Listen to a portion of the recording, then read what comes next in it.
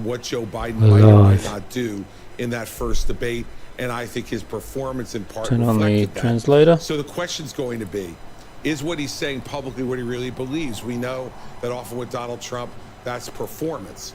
But I will tell you that in his 2016 prep, he was serious about getting ready for Hillary Clinton. In his 2020 debate prep, he was completely unserious about getting ready for Joe Biden. I think performances in both those debates reflected that approach. All right, Chris Christie, you'll be watching with us. Martha? And we have about 6 minutes left before the debate, so let's bring in Donna Brazile, formerly of the DNC, and Reince Priebus, the RNC. Welcome to both of you. And Donna, let's start with you. You have said that Kamala Harris has to own... Hey everybody, we're live from Minsk, live show 77. Thanks for tuning in. It's quite easy. Because I do believe that We've got Drew with us from London. You draw from your past. You draw from your past experiences. She draws from how she was raised, the values that was instilled in her as a young lady. Look, she is steady on her feet, still in her resolve, and tonight she should talk to the American people. Sit in their living rooms, go to their kitchen table, and say, look, I have some ideas that I want to share with you. There's so much that we have done together. They just talk some bullshit, eh? Yeah, I just want to sit down and word salad you in a folksy, Holmesley way. We don't want to go back to the chaos and the confusion. You want to be very earnest and concerned about fuck all. In droves in 2020 to fire the former president. Say, I want to be a president that lead all Americans. I want to keep us strong and secure. And here's the plan that I want to share with you tonight. And Donna, I of course meant Biden. She has to own up to the Biden administration's any mistakes they made too, and Donald Trump is going to go after her on that. You know, Martha, they made mistakes. Donald Trump and Mr. Pence made mistakes. But you know what? If we focus on our mistakes, we won't focus on all of the good things that we could do together as Americans. I do believe there's something to say about people who are now able to work. The people who can buy their insulin without paying over $1,000, $35. There's so much good that she can talk about from the visits that she's made to small towns across this country, large cities across the country. Bring us together. But these people have all been in power for 4 years. Another era. And Reince, I want your thoughts. It's going to be a new era when they get in and do things that they didn't promise to do last time. I believe. What Donald Trump do you think we'll see tonight? Can he be disciplined? Live on Rumble and on YouTube. And what kind of president Yay. Well, he certainly can be. I mean, the reality is Donald Trump doesn't have a lot to lose tonight. I mean, his support has always been almost unmovable. So the second piece is the honeymoon, I think, is over for Kamala Harris. And you all kind of touched on it with Donna. Kamala Harris has to answer for the state of the economy that she took a role in the Biden administration, the border, you know, her past positions on decriminalizing the border, decriminalizing certain drugs, what her role was in Afghanistan. So really, the spotlight is on Kamala Harris tonight because she played a role in the Biden administration. She wants to act like she's not an incumbent. So this is where the focus is going to be. And she's got a lot to answer for tonight. And I think that's where Donald Trump's focus will be and where it actually should be tonight. Well, one of the things he wants to do is have female voters look at him. How does he attract female voters after saying things about Kamala Harris? And we'll see how he pronounces that tonight. Things he said about Kamala Harris, that she's dumb as a rock. That's not really going to attract female voters. That's not a female thing. Yeah, no, Is it won't. But I also think that just like he did in the first debate against Joe Biden, I think the formula here is to constantly tie Kamala Harris to the Biden administration, which is where Trump is winning against her on the economy, inflation, and all these other problems that we're having. And then sit back and let her talk. Let her explain herself, her past positions, current positions. How does she feel about how Biden has done in the economy? How does she feel about the border? Then turn it over and let her talk. Okay, thanks so much for joining us tonight, Donna and Reince. We're all staying tuned. Can't wait. And I have to say, Can't wait. We are just a couple of less than 2 minutes away. It's such an extraordinary moment, and especially Rachel. It's an extraordinary moment, yeah, indeed it is. Of our lives for the last 2 months have never met each other. Have never even You met are each other. being And Harris said, if you got deceived something to and say it to my schmoozed. face. The question tonight, It's does a Donald coup, Trump but it's actually go there? perfectly He's questioned her normal. racial identity. He's questioned her intelligence as well, or does he stick to the issues? Look, this is the largest audience they're likely going to have in this race. It will be interesting to see if Harris can make clear the stark choice before voters. And where does she decide to land her punches? She can punch hard. Can she do that while rising above the needling coming her way? But first and foremost, are we going to see a handshake when the two of them meet for the first time? We didn't back in 2016 when I did that debate. We'll stand by to see that tonight. But the first time, side to side, together. And I have my doubts that we're going to see that handshake, but what we are going to see is a spirited Who debate is that and gargoyle? perhaps the most consequential general election debate we have ever seen. It's almost certainly going to be the last one. So with the stakes so high, the presidential debate just moments away, we have the entire news division keeping an eye on everything. We are going to be fact-checking on our live blog. It's all going to be happening right here. The debate now just 10 seconds away, and we will be back with our post-game show as soon as it's over. We are going to toss it right now to David Muir and Lindsay Davis. Tonight, the high-stakes showdown here in Philadelphia You wanna between make that? Vice President Kamala Harris and Yes. President Donald Trump. Their first face-to-face. There you go. So yeah, quite surreal really so far. Yes. I've kind of previously sort of held fire on sort of questioning Kamala Harris's intellect or whatever, because in all honesty I hadn't really looked into her very much, but having read a couple of articles about her, yeah, it's quite amazing that you've got this character running for the US president. I mean, it really is a kind of classic sleeping your way to the top story. Yeah, it is. Allegedly. And also, I mean, just some of the examples of what she did whilst she was holding public office and positions of power. She lied her ass off and threw people under the bus, whether they be prisoners, police departments, other attorneys. She sounds like a right piece of work. Just a bit thick and nasty, really. And that brings us to the rules of tonight's debate. 90 minutes with 2 commercial breaks. No topics or questions have been shared with the campaigns. There you go. 90 minutes, 2 commercial breaks. This is the clock. That's what they'll be seeing. 2 minutes for rebuttals and 1 minute for 90 minutes of those two. Their microphones will only be turned on when it's their turn to speak. No pre-written notes allowed. It is really quite surreal that you've got like a Intimate setting for 2 candidates who have never kind of entrepreneur, reality TV star, and someone who slept her way to the top having a debate for the most powerful office on the planet, or one of them. I mean, they're kind of... But he was already president, I remember. Oh, here we go. Hang on. Kamala Harris. Let's have a good debate. Can you make that bigger and make me smaller? Welcome to you both. It's wonderful to have you. It's an honor to Yeah, have like you she both said, here Kamala tonight. Harris. Good evening. We are What? looking forward to a spirited and thoughtful debate. So let's get started. I want to begin tonight with the issue that voters repeatedly say is their #1 issue, and that is the economy and the cost of living in this country. Vice President Harris, you and President Trump were elected 4 years ago, and your opponent on the stage here tonight often asks his supporters, are you better off than you were 4 years ago? When it comes to the economy, do you believe Americans are better off than they were 4 years ago? So I was raised as a middle-class kid, and I am actually the only person on this stage who has a plan that is about lifting up the middle class and working people of America. I believe in the ambition, the aspirations, the dreams of the American people. And that is why I imagine and have actually a plan to build what I call an opportunity economy. Because here's the thing.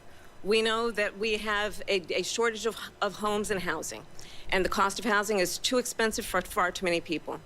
We know that young families need support to raise their children, and I intend on extending a tax cut for those families of $6,000, which is the largest child tax credit that we have given in a long time so that those young families can afford to buy a crib, buy a car seat, buy clothes for their children.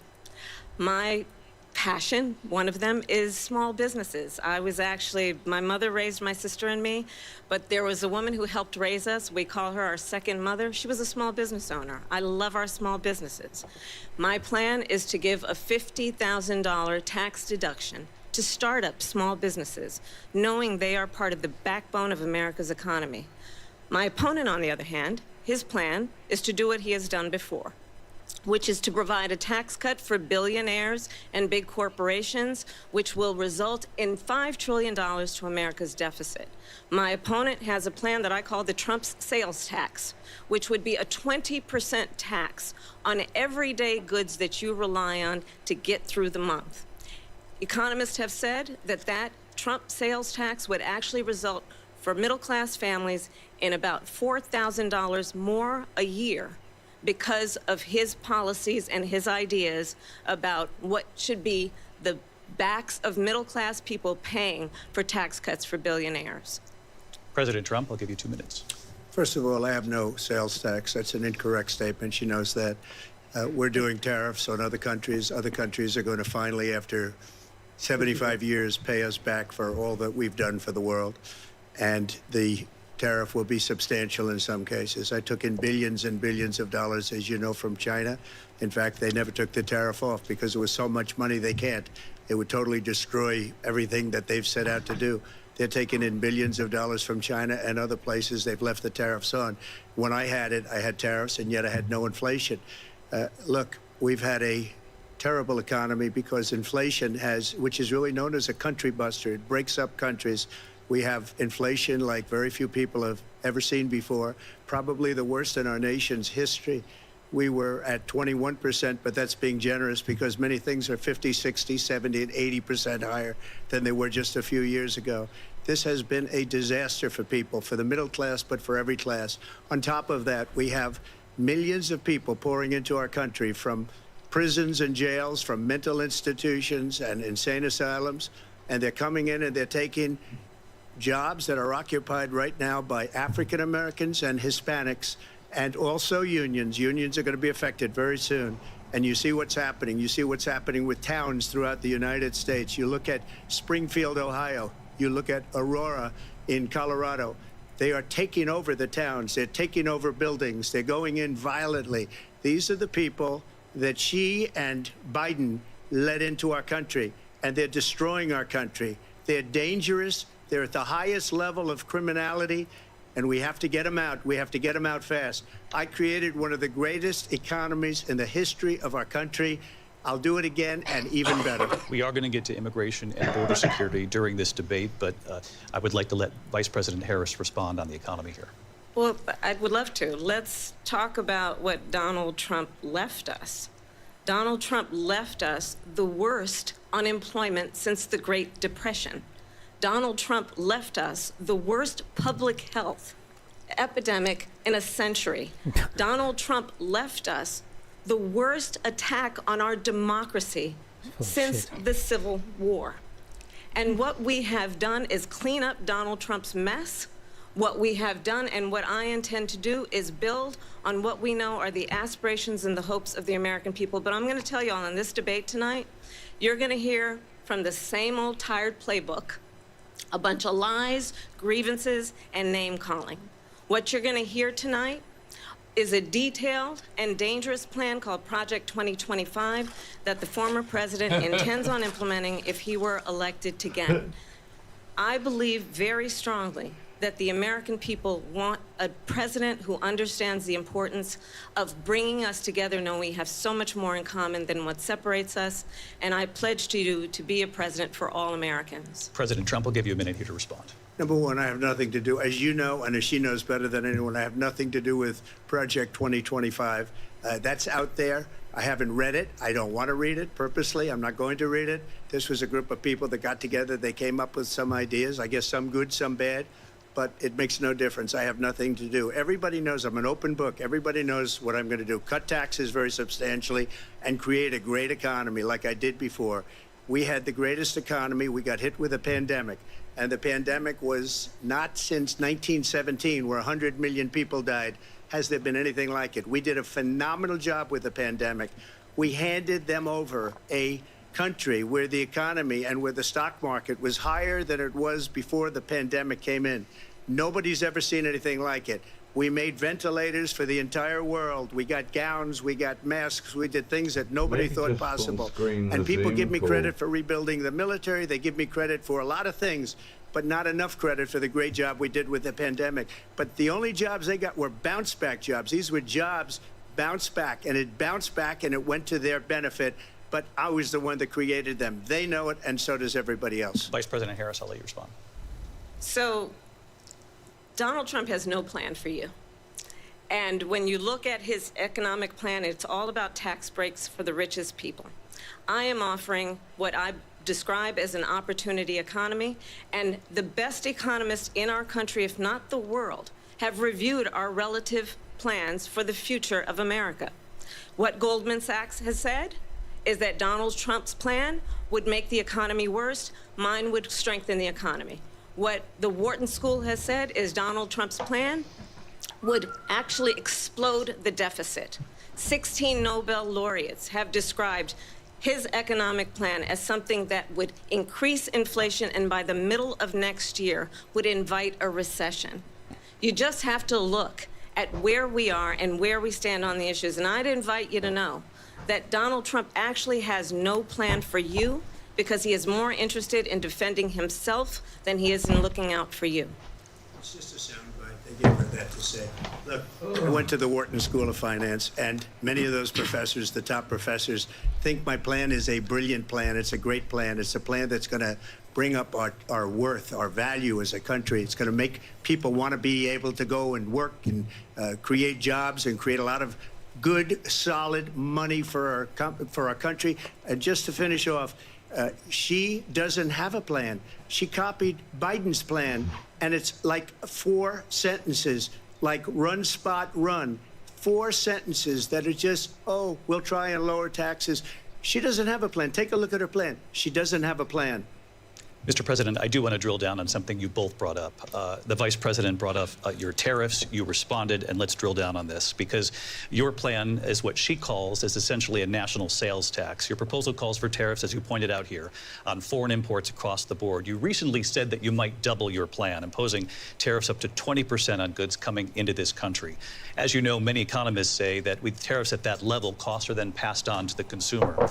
Vice President Harris has argued it'll mean higher prices on gas, food, clothing, medication, arguing it costs the typical family nearly $4,000 a year. Do you believe Americans can afford higher prices because of tariffs? They're not going to have higher prices. What's going to have, and who's going to have higher prices, is China and all of the countries that have been ripping us off for years.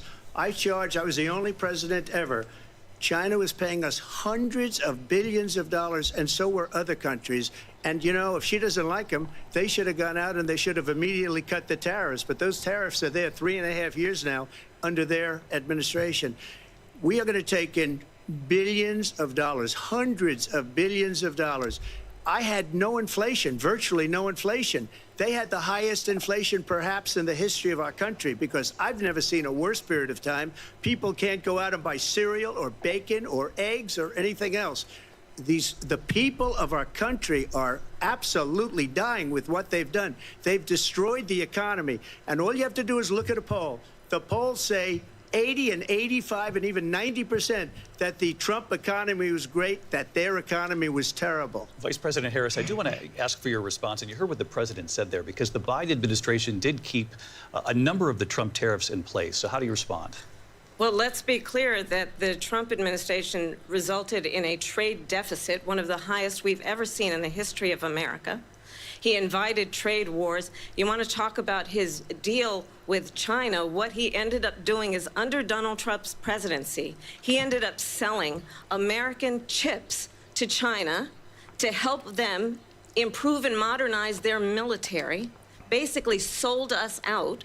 when a policy about China should be in making sure the United States of America wins the competition for the 21st century, which means focusing on the details of what that requires, focusing on relationships with our allies, focusing on investing in American-based technology so that we win the race on AI, on quantum computing, focusing on what we need to do to support America's workforce so that we don't end up having on the short end of the stick in terms of workers' rights. But what Donald Trump did, let's talk about this, with COVID, is he actually thanked President Xi for what he did during COVID. Look at his tweet. Thank you, President Xi, exclamation point, when we know that Xi was responsible for lacking and not giving us transparency about the origins of COVID. President Trump, I'll let you respond. First of all, they bought their chips from Taiwan. We hardly make chips anymore because of philosophies like they have and policies like they have. I don't say her because she has no policy. Everything that she believed 3 years ago and 4 years ago is out the window. She's going to my philosophy now. In fact, I was going to send her a MAGA hat. She's gone to my philosophy. But if she ever got elected, she'd change it. And it will be the end of our country. She's a Marxist. Everybody knows she's a Marxist. Her father's a Marxist professor in economics, and he taught her well. But when you look at what she's done to our country, and when you look at these millions and millions of people that are pouring into our country monthly, where it's, I believe, 21 million people, not the 15 that people say, and I think it's a lot higher than the 21. That's bigger than New York State pouring in. And just look at what they're doing to our country. They're criminals. Many of these people coming in are criminals. And that's bad for our economy, too. You know, you mentioned before, we'll talk about immigration later. Well, bad immigration is the worst thing that can happen to our economy. They have, and she has, destroyed our country with policy that's insane. Almost policy that you'd say they have to hate our country. President Trump, thank you. Lindsay?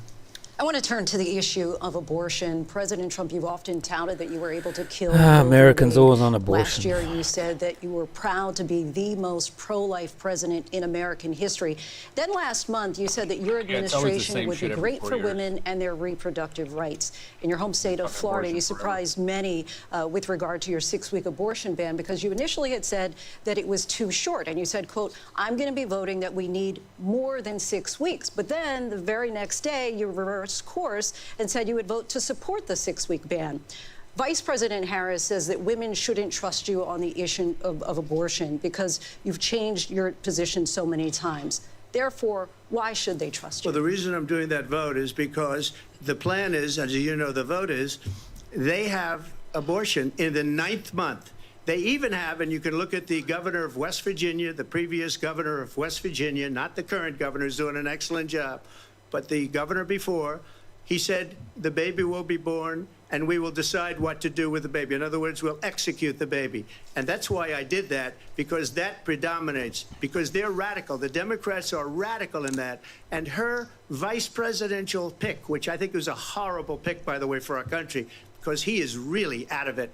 But her vice presidential pick says abortion in the 9th month is absolutely fine. He also says execution after birth. It's execution, no longer abortion, because the baby is born, is okay. And that's not okay with me, hence the vote. But what I did is something for 52 years. They've been trying to get Roe v. Wade into the states. And through the genius and heart and strength of 6 Supreme Court justices, we were able to do that. Now, I believe in the exceptions for rape, incest, and life of the mother. I believe strongly in it. Ronald Reagan did also. 85% of Republicans do. Exceptions. Very important. But we were able to get it, and now states are voting on it. And for the first time, you're going to see, look, this is an issue that's torn our country apart for 52 years. Every legal scholar, every Democrat, every Republican, liberal, conservative, they all wanted this issue to be brought back to the states where the people could vote. And that's what happened. Now, Ohio, the vote was somewhat liberal. Kansas, the vote was somewhat liberal, much more liberal than people would have thought. But each individual state is voting. It's the vote of the people now. It's not tied up in the federal government. I did a great service in doing it. It took courage to do it. And the Supreme Court had great courage in doing it. And I give tremendous credit to those 6 justices. There is no state in this country where it is legal to kill a baby after it's born. Madam Vice President, I want to get your response to President Trump. Well, as I said, you're going to hear a bunch of lies, and that's not actually a surprising fact. Let's understand how we got here. Donald Trump hand-selected 3 members of the United States Supreme Court with the intention that they would undo the protections of Roe v. Wade. And they did exactly as he intended. And now in over 20 states, there are Trump abortion bans, which make it criminal for a doctor or nurse to provide health care. In one state, it provides prison for life. Trump abortion bans that make no exception even for rape and incest, which understand what that means.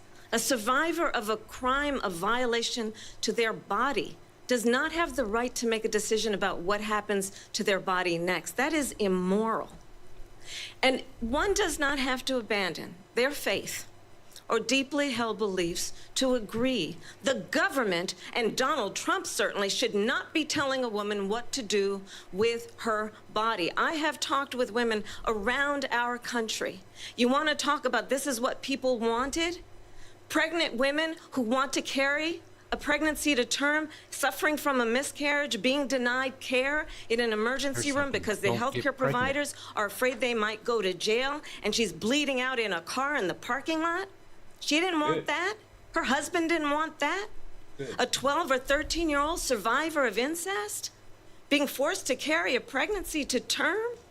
They don't want that. You already said there was exceptions. And I pledge to you, when Congress passes a bill to put back in place the protections of Roe v. Wade, as President of the United States, I will proudly sign it into law. But understand, if Donald Trump were to be reelected, he will sign a national abortion ban. Understand, in his Project 2025, there would be a national abortion, a monitor that would be monitoring your pregnancies, your miscarriages.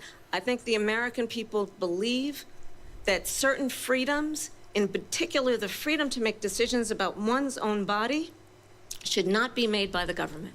Thank you, Vice President Harris. Well, there she goes again. It's a lie. I'm not signing a ban, and there's no reason to sign a ban because we've gotten what everybody wanted. Democrats, Republicans, and everybody else, and every legal scholar wanted it to be brought back into the states, and the states are voting. And it may take a little time, but for 52 years, this issue has torn our country apart, and they've wanted it back in the states. And I did something that nobody thought was possible. The states are now voting. What she says is an absolute lie. And as far as the abortion ban, no, I'm not in favor of abortion ban, but it doesn't matter because this issue has now been taken over by the states. Would you veto a national abortion ban if it came to your desk? Well, I won't have to because, again, 2 things. Number one, she said she'll go back to Congress. She'll never get the vote. It's impossible for her to get the vote, especially now with the 50-50, and essentially 50-50 in both Senate and the House.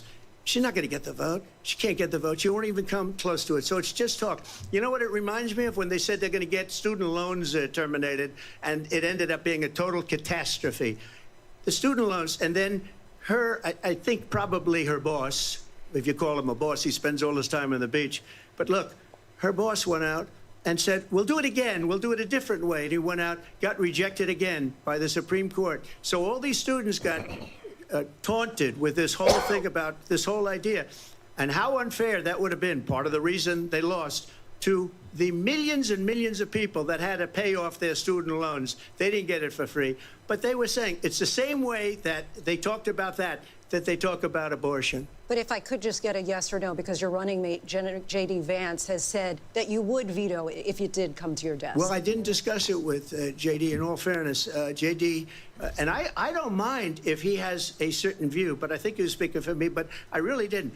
Look, we don't have to discuss it because she'd never be able to get it, just like she couldn't get student loans. They couldn't get student loans. They didn't even come close to getting student loans. They taunted young people and a lot of other people that had loans. They can never get this approved. So it doesn't matter what she says about going to Congress. So wonderful. Let's go to Congress. Do it. But the fact is that for years they wanted to get it out of Congress and out of the federal government, and we did something that everybody said couldn't be done. And now you have a vote of the people on abortion. Vice President Harris, I want to give you your time to respond, but I do want to ask, would you support any restrictions on a woman's right to an abortion? I absolutely support reinstating the protections of Roe v. Wade. And as you rightly mentioned, nowhere in America is a woman carrying a pregnancy to term and asking for an abortion. That is not happening. It's insulting to the women of America. And understand what has been happening under Donald Trump's abortion bans. Couples who pray and dream of having a family are being denied IVF treatments. What is happening in our country?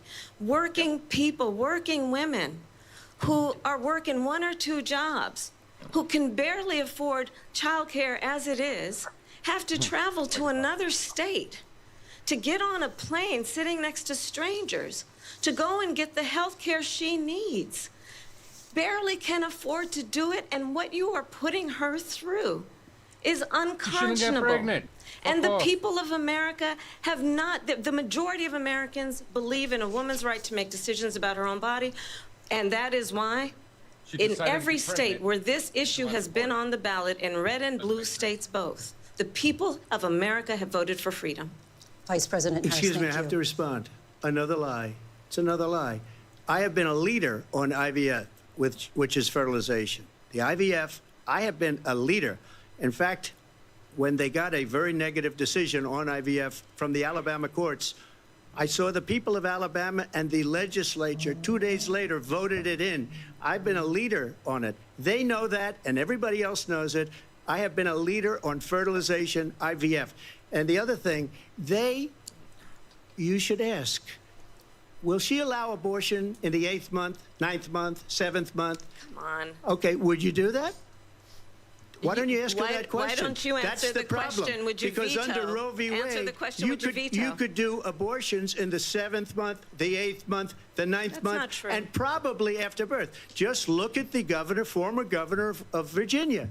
The governor of Virginia said, we put the baby aside, and then we determine what we want to do with the baby. President Trump, thank you. We're going to turn now to immigration and border security. We know it's an issue that's important to Republicans, Democrats, voters across the board in this country. Vice President Harris, you were tasked by President Biden with getting to the root causes of migration from Central America. We know that illegal border crossings reached a record high in the Biden administration. This past June, President Biden imposed tough new asylum restrictions. We know the numbers since then have dropped significantly. But my question to you tonight is, why did the administration wait until 6 months before the election to act? And would you have done anything differently from President Biden on this? So I'm the only person on this stage who has prosecuted transnational criminal organizations for the Yeah, trafficking she said of that guns, before. drugs, and human beings. And let me say that the United States Congress, including some of the most conservative members of the United States Senate, came up with a border security bill which I supported. And that bill would have put 1,500 more border agents on the border to help those folks who are Exact working thing there she said right in the now interview. overtime trying to do their job. It would have allowed us to stem the flow of fentanyl coming into the United States. I know there are so many families watching tonight who have been personally affected by the surge of fentanyl in our country. That bill would have put more resources to allow us to prosecute transnational criminal organizations for trafficking in guns, drugs, and human beings. But you know what happened to that bill? Donald Trump got on the phone, called up some folks in Congress, and said, kill the bill. And you know why? Because he'd prefer to run on a problem instead of fixing a problem. And understand, this comes at a time where the people of our country actually need a leader who engages in solutions, who actually addresses the problems at hand. But what we have in the former president is someone who would prefer to run on a problem instead of fixing a problem. And I'll tell you something, he's going to talk about immigration a lot tonight, even when it's not the subject that is being raised.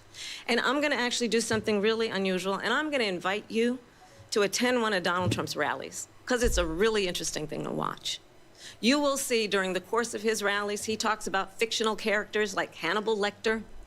He will talk about windmills cause cancer. And what you will also notice is that people start leaving his rallies early out of exhaustion and boredom. And I will tell you, the one thing you will not hear him talk about is you. You will not hear him talk about your needs, your dreams, and your desires. And I'll tell you, I believe you deserve a president who actually puts you first, and I pledge to you that I will. Vice President Harris, thank you. President Trump, on that point, I want to get your response. Well, I would like to respond. Let me just ask, though, why did you try to kill that bill, and successfully so? That would have put thousands of additional agents and officers on the border. First, let me respond as to the Please. rallies. She said people start leaving. People don't go to her rallies. There's no reason to go. And the people that do go, she's bussing them in and paying them to be there, and then showing them in a different light. So she can't talk about that. People don't leave my rallies. We have the biggest rallies, the most incredible rallies in the history of politics. That's because people want to take their country back. Our country is being lost. We're a failing nation. And it happened 3.5 years ago. And what's going on here, you're going to end up in World War III, just to go into another subject. What they have done to our country by allowing these millions and millions of people to come into our country, and look at what's happening to the towns all over the United States. And a lot of towns don't want to talk. It's not going to be Aurora or Springfield. A lot of towns don't want to talk about it because they're so embarrassed by it. In Springfield, they're eating the dogs, the people that came in. They're eating the cats. They're eating the pets of the people that live there. And this is what's happening in our country, and it's a shame. As far as rallies are concerned, as far as the reason they go is they like what I say. They want to bring our country back. They want to make America great again. It's a very simple phrase, make America great again. She's destroying this country, and if she becomes president, this country doesn't have a chance of success. Not only success, we'll end up being Venezuela on steroids. I just want to clarify here. You bring up Springfield, Ohio, and ABC News did reach out to the city manager there. He told us there have been no credible reports of specific claims of pets being harmed, injured, or abused by individuals within the immigrant community. Well, I've seen people on television. Let me just say here, this is the people on television say my dog was taken and used for food. So maybe he said that, and maybe that's a good thing to say for a city manager. I'm not taking this from television. But the people I'm on taking it from television the city saying their manager. dog was eaten by the people that went there. Again, the Springfield city manager says there's no evidence of that. Vice President Harris, out. I'll let you respond to the rest of what you've heard. Yeah, but pets are disappearing. Talk about extreme. Yeah, dogs, everything. You know, this is, I think, one of the reasons why in this election, I actually have the endorsement of 200 Republicans who have formerly worked with President Bush, Mitt Romney, and John McCain, including the endorsement of former Vice President Dick Cheney and Congressmember That's nothing to be Liz proud of. Cheney. And if you want to really know the inside track on who the former president is, if he didn't make it clear already, just ask people who have worked with him. His former chief of staff, a 4-star general, has said he has contempt for the Constitution of the United States. His former national security advisor has said he is dangerous and unfit. His former Secretary of Defense has said the nation, the Republic, would never survive another Trump term. And when we listen to this kind of rhetoric, when the issues that affect the American people are not being addressed, I think the choice is clear in this election. President Trump, I'll give you a quick minute to respond here. Thank you, because when I hear that, see, I'm a different kind of a person. I fired most of those people. Not so graciously. They did bad things or a bad job. I fired them. They never fired one person. They didn't fire anybody having to do with Afghanistan and the Taliban and the 13 people who's were just killed, viciously and violently killed. And I got to know the parents and the family. They didn't fire. They should have fired all those generals, all those top people, because that was one of the most incompetently handled situations anybody has ever seen. So when somebody does a bad job, I fire him. And you take a guy like Esper. He was no good. I fired him. So he writes a book. Another one writes a book. Because with me, they can write books. With nobody else can they. But they have done such a poor job, and they never fire anybody. Look at the economy. Look at the inflation. They didn't fire any of their economists. They have the same people. That's a good way not to have books written about you. But just to finish, I got more votes than any Republican in history by far. In fact, I got more votes than any president, sitting president, in history by far. Let me continue on immigration. It was what you wanted to talk about earlier, so let's get back to your deportation proposal that the vice president has reacted to as well. President Trump, you call this the largest domestic deportation operation in the history of our country. You say you would use the National Guard. You say if things get out of control, you'd have no problem using the U.S. military. Police, yes. You also said you would use local police. How would you deport 11 million undocumented immigrants? I know you believe that number is much higher. Take us through this. What does this look like? Will authorities be going door to door in this country? Yeah, it is much higher because of them. They allowed criminals, many millions of criminals. They allowed terrorists. They allowed common street criminals. They allowed people to come in, drug dealers, to come into our country. And they're now in the United States and told by their countries like Venezuela, don't ever come back or we're going to kill you. Do you know that crime in Venezuela and crime in countries all over the world is way down? You know why? Because they've taken their criminals off the street and they've given them to her to put into our country. And this will be one of the greatest mistakes in history for them to allow. And I think they probably did it because they think they're going to get votes, but it's not worth it because they're destroying the fabric of our country by what they've done. There's never been anything done like this at all. They've destroyed the fabric of our country. Millions of people let in, and all over the world, crime is down all over the world except here. Crime here is up and through the roof. Despite their fraudulent statements that they made, crime in this country is through the roof. And we have a new form of crime. It's called migrant crime. And it's happening at levels that nobody thought possible. President Trump, as you know, the FBI says overall violent crime is actually coming down in this country. But Vice Excuse me, President the FBI they were defrauding statements. They didn't include the worst cities. They didn't include the cities with the worst crime. It was a fraud. Just like their number of 818,000 jobs that they said they created turned out to be a fraud. President Trump, thank you. I'll let you respond, Vice President Harris. Well, I think this is so rich, coming from someone who has been prosecuted for national security crimes, economic crimes, election interference, has been found liable for sexual assault, and his next big court appearance is in November at his own criminal sentencing. And let's be clear where each person stands on the issue of what is important about respect for the rule of law and respect for law enforcement.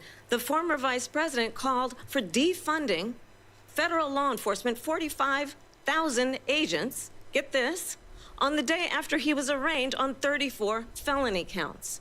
So let's talk about what is important in this race. It is important that we move forward, that we turn the page on this same old tired rhetoric and address the needs of the American people, address what we need to do about the housing shortage, which I have a plan for, address what we must do to support our small businesses, address bringing down the price of groceries. But frankly, the American people are exhausted with this same old tired playbook. Vice President Harris, thank you. Excuse me. Every one of those cases was started by them against their political opponent. And I'm winning most of them, and I will win the rest on appeal. And you saw that with the decision that came down just recently from the Supreme Court. I'm winning most of them. But those are cases, it's called weaponization. Never happened in this country. They weaponized the Justice Department. Every one of those cases was involved with the DOJ, from Atlanta and Fani Willis to the Attorney General of New York and the DA in New York. Every one of those cases.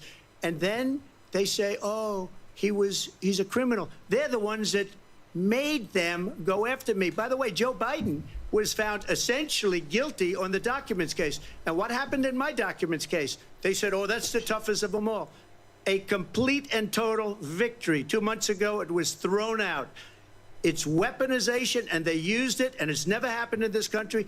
They used it to try and win an election. They're fake cases. President Trump, thank you. A really quick response here, Vice President Harris, on this notion of weaponization of the Justice Department. Well, let's talk about extreme and understand the context in which this election in 2024 is taking place. The United States Supreme Court recently ruled that the former president would essentially be immune from any misconduct if he were to enter the White House again.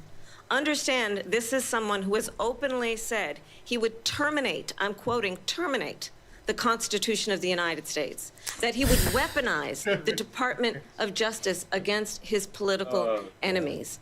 Someone who has openly expressed disdain for members of our military. Understand what it would mean if Donald Trump were back in the White House with no guardrails, because certainly we know now the court won't stop him. We know J.D. Vance is not going to stop him. It's up to the American people. Vice President stop Harris, him. thank you. Lindsay? Vice President Harris, in your last run for president. This is the one that weaponized, not me. She weaponized. I probably took a bullet to the head because of the things that they say about me. They talk about democracy. I'm a threat to democracy. They're the threat to democracy with a fake Russia investigation We do have a lot to that get. went nowhere. We have a lot to get to. Lindsay? Vice President Harris, in your last run for president, you said you wanted to ban fracking. Now you don't. You wanted mandatory government buyback programs for assault weapons. Now your campaign says you don't. You supported decriminalizing border crossings. Now you're taking a harder line. I know you say that your values have not changed. So then why have so many of your policy positions changed? So my values have not changed, and I'm going to discuss every one of the, at least every point that you've made. But in particular, let's talk about fracking because we're here in Pennsylvania. I made that very clear in 2020. I will not ban fracking. I have not banned fracking as Vice President of the United States. And in fact, I was the tie-breaking vote on the Inflation Reduction Act, which opened new leases for fracking. My position is that we have got to invest in diverse sources of energy so we reduce our reliance on foreign oil.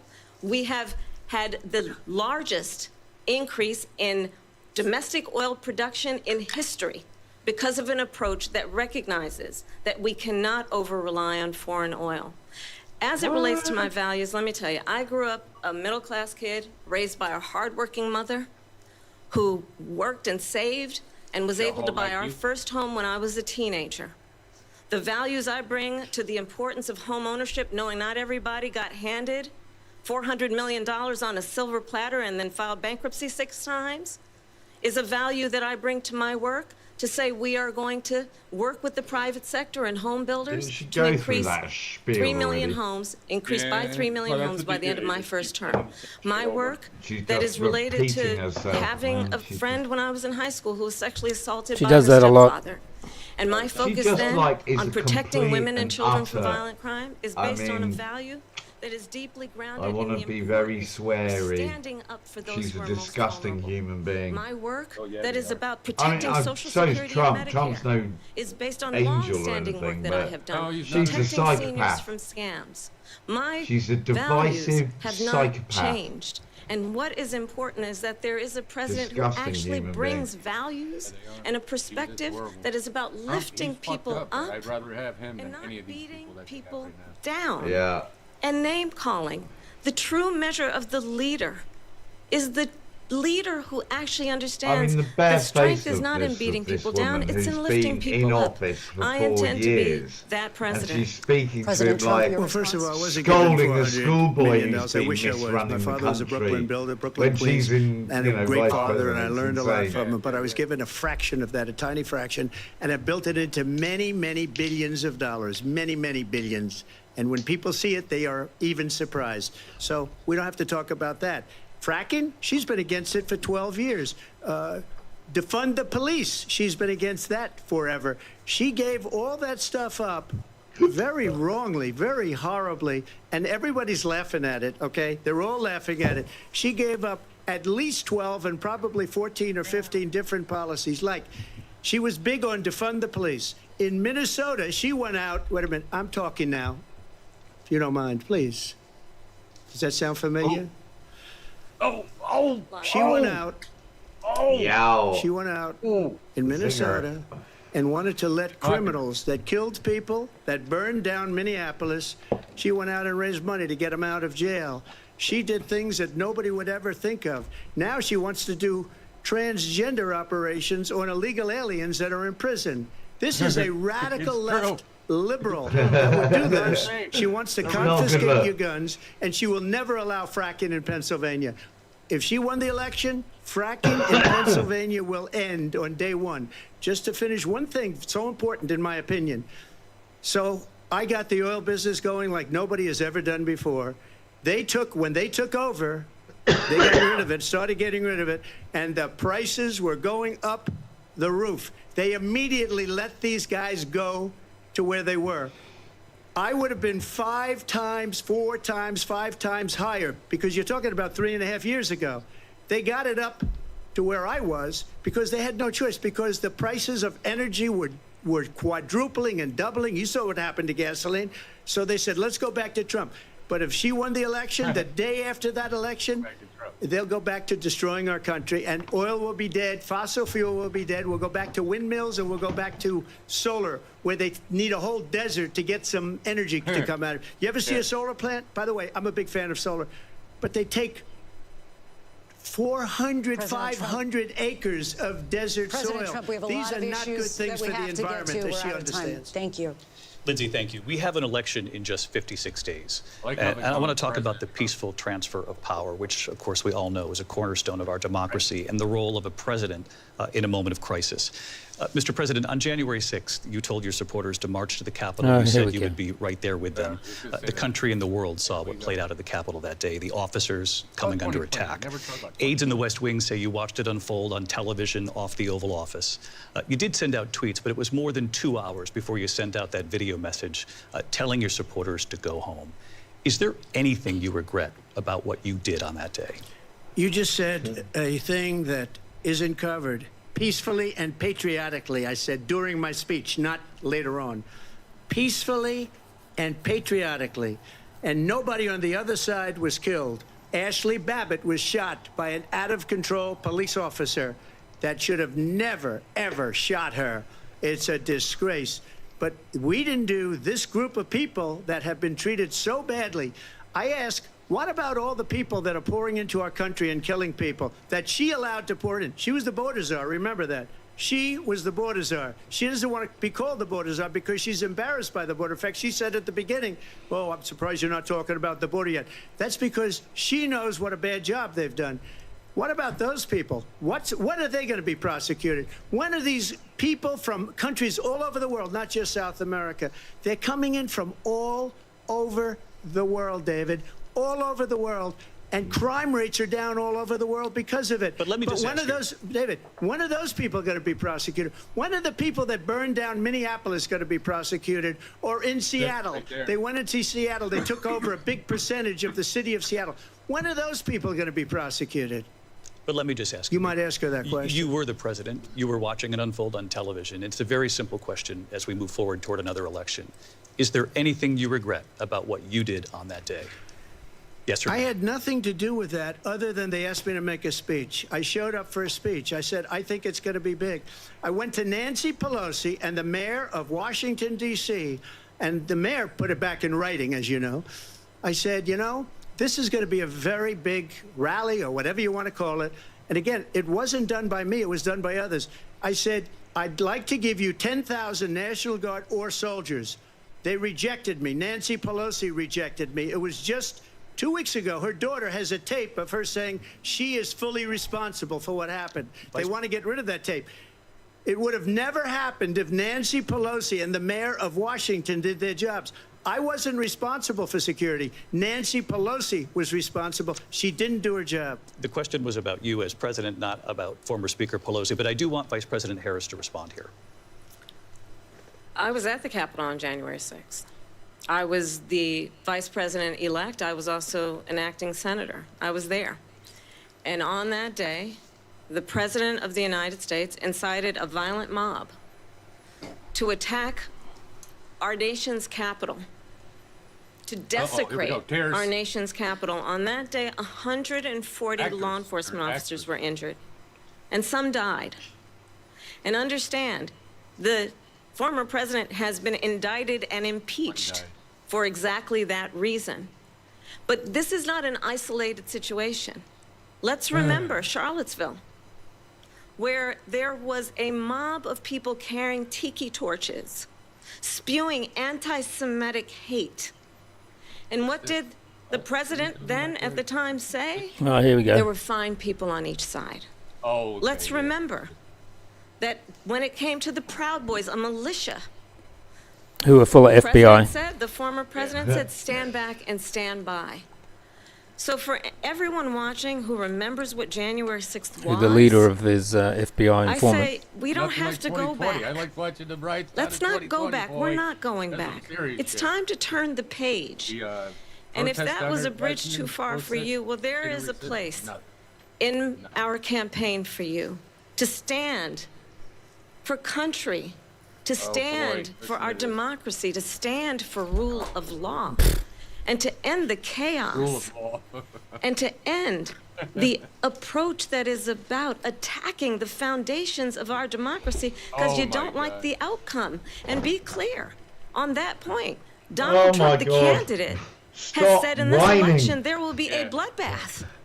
If this and the outcome of this election is not to his This all liking. leads up to what it is. Let's why turn the it's page on done, this. Let's not how go they back. attacked him, and now they Let's use chart a he's the course bad guy. for the future And it's them that and are not doing all go this shit. backwards to the past. Let me just follow up here. It was a different term, and it was a term that related to energy because they have destroyed our energy business. That was where bloodbath was. Also, on Charlottesville, that story has been, as you would say, debunked. Laura Ingraham, Sean Hannity, Jesse, all of these people, they covered it. If they go an extra sentence, they will see it was perfect. It was debunked in almost every newspaper, but they still bring it up, just like they bring 2025 up. They bring all of this stuff up. I ask you this, you talk about the Capitol. Why are we allowing these millions of people to come through on the southern border? How come she's not doing anything? And I'll tell you what I would do, and I would be very proud to do it. I would say we would both leave this debate right now. I'd like to see her go down to Washington, D.C. during this debate because we're wasting a lot of time. Go down to, because she's been so bad, it's so ridiculous. Go down to Washington, D.C. and let her sign a bill to close up the border because they She's have so the right to do ridiculous. it. They don't need bills. They have the right to do it. The President of the United States, you'll get him out of bed, you'll wake him up at 4 o'clock in the afternoon, you'll say, come on, come on down to the office, let's sign a bill. If he signs a bill that the border is closed, all he has to do is say it to the Border Patrol, who are phenomenal. If they do that, the border is closed. Mr. Those President, people are killing many people, unlike J6. We talked immigration here tonight. I do want to focus on this next issue I'm to down, both of you Trump. because it really Like brings us slow, bro. this into I'm focus. down, Truth bro. in these times that It's we're gotta living be in. hard for him to stand Mr. there. President, for 3.5 years after you lost the 2020 election, you repeatedly falsely claimed that you won, many times saying you won in a landslide. In the past couple of weeks leading up to this debate, you have said, quote, you lost by a whisker, that you, quote, didn't quite make it, that you came up a little bit short. I said that? Are you now acknowledging that you lost in 2020? No, I don't acknowledge that at all. But I you said did that say that. sarcastically. But You know those- that. It was said, oh, we lost by a whisker. That was said sarcastically. Look, there's so much proof. All you have to do is look at it. And they should have sent it back to the legislatures for approval. I got almost 75 million votes, the most votes any sitting president has ever gotten. I was told if I got 63, which was what I got in 2016, you can't be beaten. The election, people should never be thinking about an election as fraudulent. We need two things. We need walls, and we have to have it. We have to have borders, and we have to have good elections. Our elections are bad. And a lot of these illegal immigrants coming in, they're trying to get them to vote. They can't even speak English. They don't even know what country they're in practically. And these people are trying to get them to vote. And that's why they're allowing them to come into our country. I did watch all of these pieces of video. I didn't detect the sarcasm, lost by a whisker. We didn't quite make it. And we should just point out here as clarification, and you know this, you and your allies, 60 cases in front of many judges, many of them No Republican. judge looked at it. And said They there was said no we didn't have widespread fraud. standing. That's the other thing. They said we didn't have standing, a technicality. Can you imagine a system where a person in an election doesn't have standing? The President of the United States doesn't have standing. That's how we lost. If you look at the facts, and I'd love to have you'll do a special on it. I'll show you Georgia, and I'll show you Wisconsin, and I'll show you Pennsylvania, and I'll show you. We have so many facts and statistics, but you know what? That doesn't matter because we have to solve the problem that we have right now. That's old news. And the problem that we have right now is we have a nation in decline, and they have put it into decline. We have a nation that is dying, David. Mr. President, thank you. Vice President Harris, you heard the president there tonight. He said he didn't say that he lost by a whisker. So he still believes he did not lose the election that was won by President Biden and yourself. But I do want to ask you about something that's come up in the last couple of days. This was a post from President Trump about this upcoming election just weeks away. He said, when I win, those people who cheated, and then he lists donors, voters, election officials, he says will be prosecuted to the fullest extent of the law, which will include long-term prison sentences. One of your campaign's top lawyers responded saying, we won't let Donald Trump intimidate us. We won't let him suppress the vote. Is that what you believe he's trying to do here? Donald Trump was fired by 81 million people. So let's be clear about that. And clearly he is having a very difficult time processing that. But we cannot afford to have a president of the United States who attempts, as he did in the past, to upend the will of the voters in a free and fair election. And I'm going to tell you that I have traveled the world as Vice President of the United States, and world leaders are laughing at Donald Trump. I have talked with military leaders, some of whom worked with you, and they say you're a disgrace.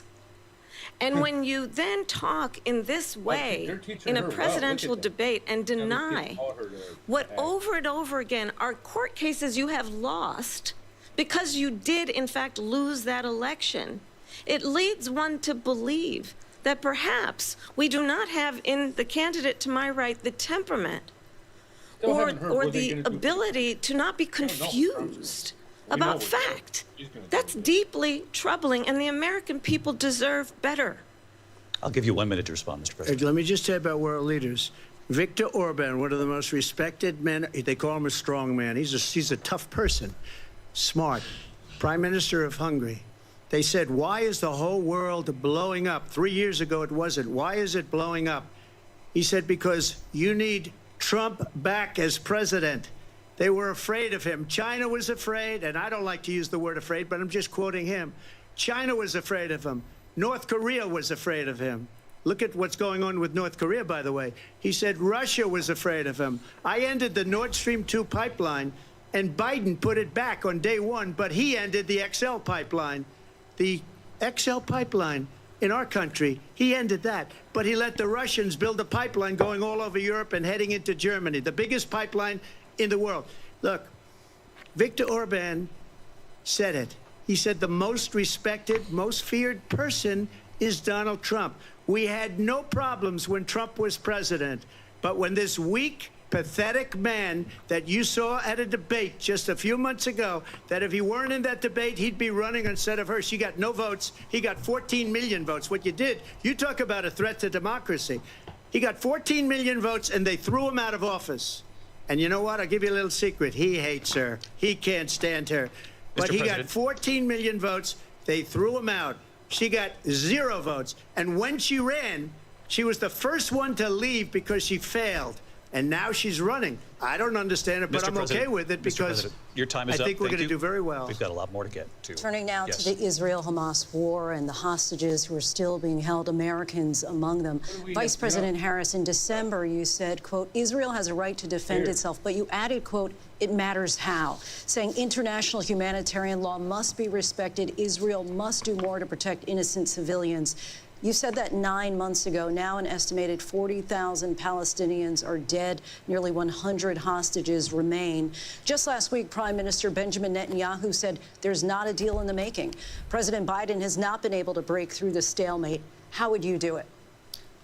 Well, let's understand how we got here. On October 7, Hamas, a terrorist organization, slaughtered 1,200 Israelis. No, they didn't. Many of them young people who were simply attending Latest a report is IDF did most Women of it. were horribly raped. No And rapes. So absolutely. I said then, I say now. Israel has a right to defend itself. We would. They want that. And how it does so matters. Because it is also true, far too many innocent Palestinians have been killed. Children, mothers. What we know is that this war must end. It must end immediately, and the way it will end is we need a ceasefire deal and we need the hostages out. And so we will continue to work around the clock on that. Work around the clock, also understanding that we must chart a course for a two-state solution. You're there. And It's in so that nauseating solution, listening there to must this. be security for the Israeli people and Israel, and in equal measure for the Palestinians. Yeah, exactly. But the one thing I will assure you always, I will always give Israel the ability to defend itself, in particular as it relates to Iran and any threat that Iran and its proxies pose to Israel. But we must have a two-state solution where we can rebuild Gaza, where the Palestinians have security, self-determination, and the dignity they so rightly deserve. President Trump, how would you negotiate with Netanyahu and also Hamas in order to get the hostages out and prevent the killing of more innocent civilians in Gaza? If I were president, it would have never started.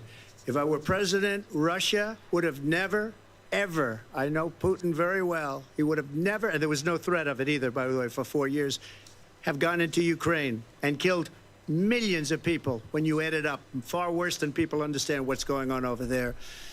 But when she mentions about Israel, all of a sudden, she hates Israel. She wouldn't even meet with Netanyahu when he went to Congress to make a very important speech. She refused to be there because she was at a sorority party of hers. She wanted to go to the sorority party. She hates Israel. If she's president, I believe that Israel will not exist within 2 years from now. And I've been pretty good at predictions, and I hope I'm wrong about that one.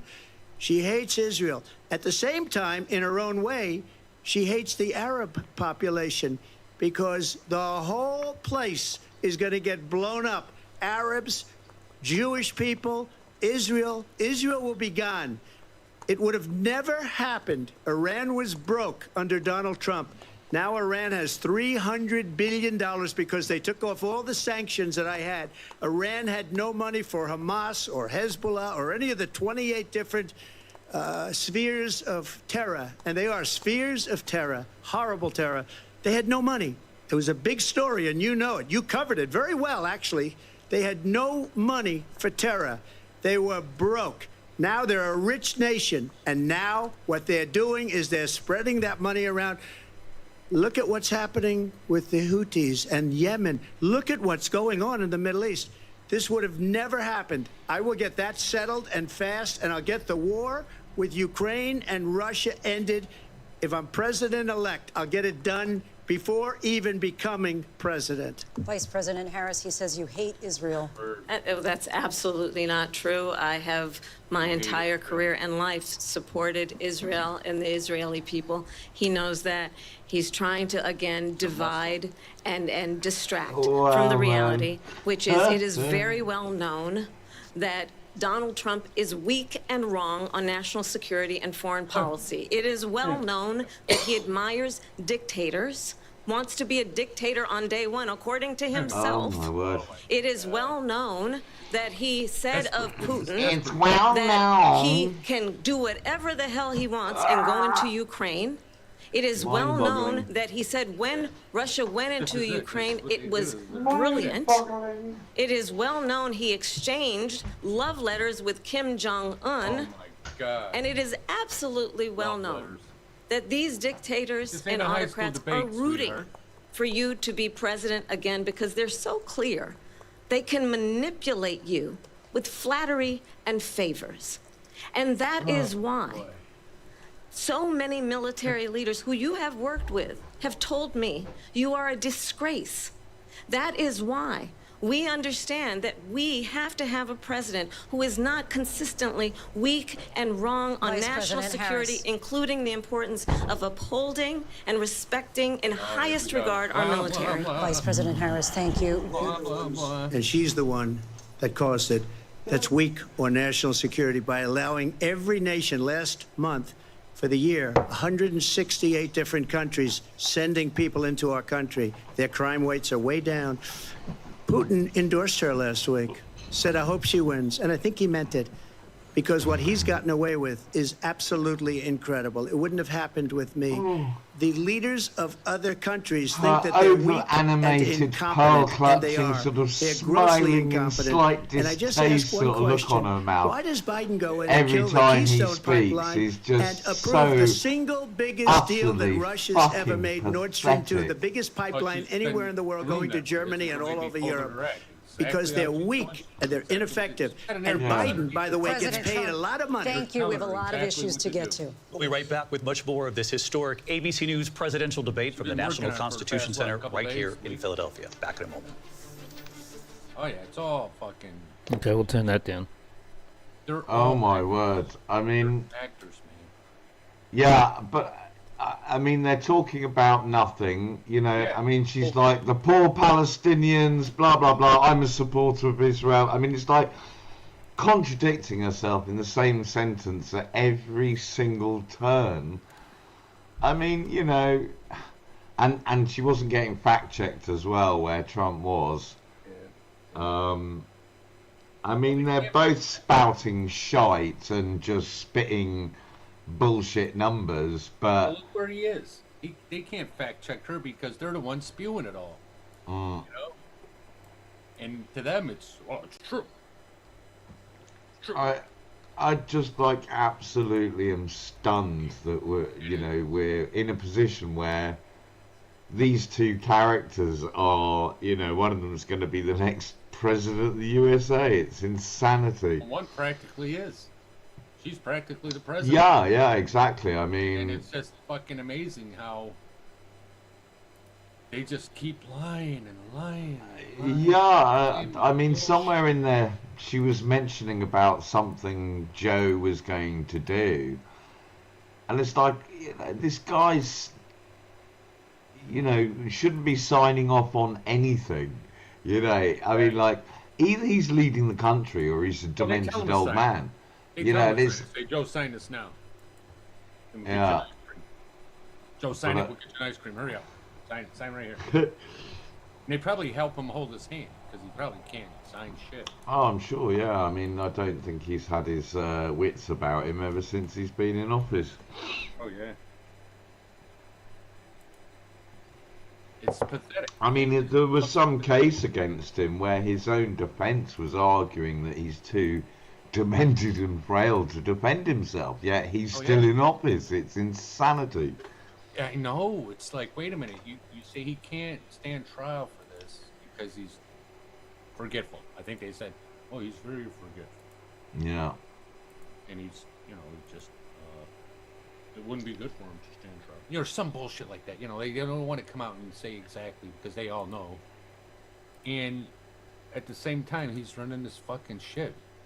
He's never running. Nothing. These people are all puppets. They hate Trump because he's not one of their puppets. They can't control him. Or maybe control him up to his point. You know what I'm saying? Because he's a human. We're all human. But it's pathetic that they just keep doing this shit. And they know what they're doing. They're fighting a war, dude. They're fighting a war. And they're... Oh, absolutely. I mean, it's not just in the US either. It's the whole world. The whole world. You know, we're in Western white nations are being attacked right now. UK, Scotland, Ireland, Europe, Australia, all of them. United States. Yeah, but they're moving down south. They're moving down south. Brazil, Venezuela, all of these nations, taking them over one by one. But the war is actually not being waged by these invaders or whatever you want to describe it as. It's actually these globalists. They want to completely destroy society and have it eat itself. Well, the truth is they want to get rid of 7.5 plus billion people. Yeah. And they want to, you know, have all these people that are coming in now, these newcomers, they call them, you know, the illegals. And then they're eventually going to kill a bunch of them off. You see what I'm saying? Or use them for their, like, Nazi, you know, worse than Nazis.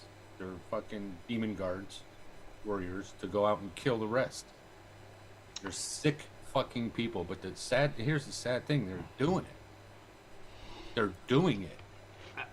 I mean, you know, it's kind of like Trump's the last vestige for this country, this world. Well, That's why I they tried mean, to shoot him and take him out, and they missed. How'd they fuck that up? How'd they fuck that up? They could have had him. Boom. They fucked it up because of some force or God or whatever. Something stopped it.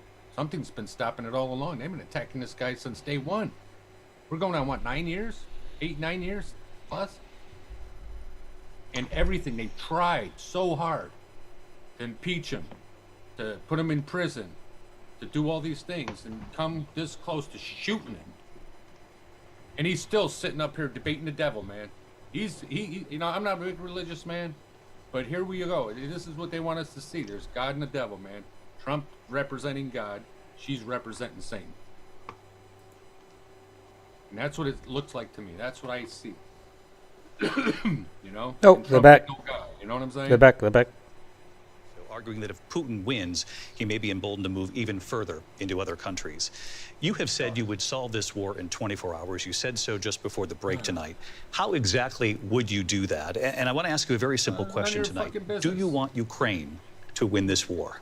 I want the war to stop. I want to save lives that are being uselessly, people being killed by the millions. It's the millions. It's so much worse than the numbers that you're getting, which are fake numbers. Look, we're in for 250 billion or more because they don't ask Europe, which is a much bigger beneficiary to getting this thing done than we are. They're in for $150 billion less because Biden and you don't have the courage to ask Europe like I did with NATO. They paid billions and billions, hundreds of billions of dollars when I said, either you pay up or we're not going to protect you anymore. So that's maybe one of the reasons they don't like me as much as they like weak people. But you take a look at what's happening. We're in for 250 to 275 billion. They're into 100 to 150. They should be forced to equalize. With that being said, I want to get the war settled. I know Zelensky very well, and I know Putin very well. I have a good relationship, and they respect your president, okay? They respect me. They don't respect Biden. How would you respect him? Why? For what reason? He hasn't even made a phone call in 2 years to Putin, hasn't spoken to anybody. They don't even try and get it. That is a war that's dying to be settled. I will get it settled before I even become president. If I win, when I'm president-elect, and what I'll do is I'll speak to one, I'll speak to the other, I'll get them together. That war would have never happened.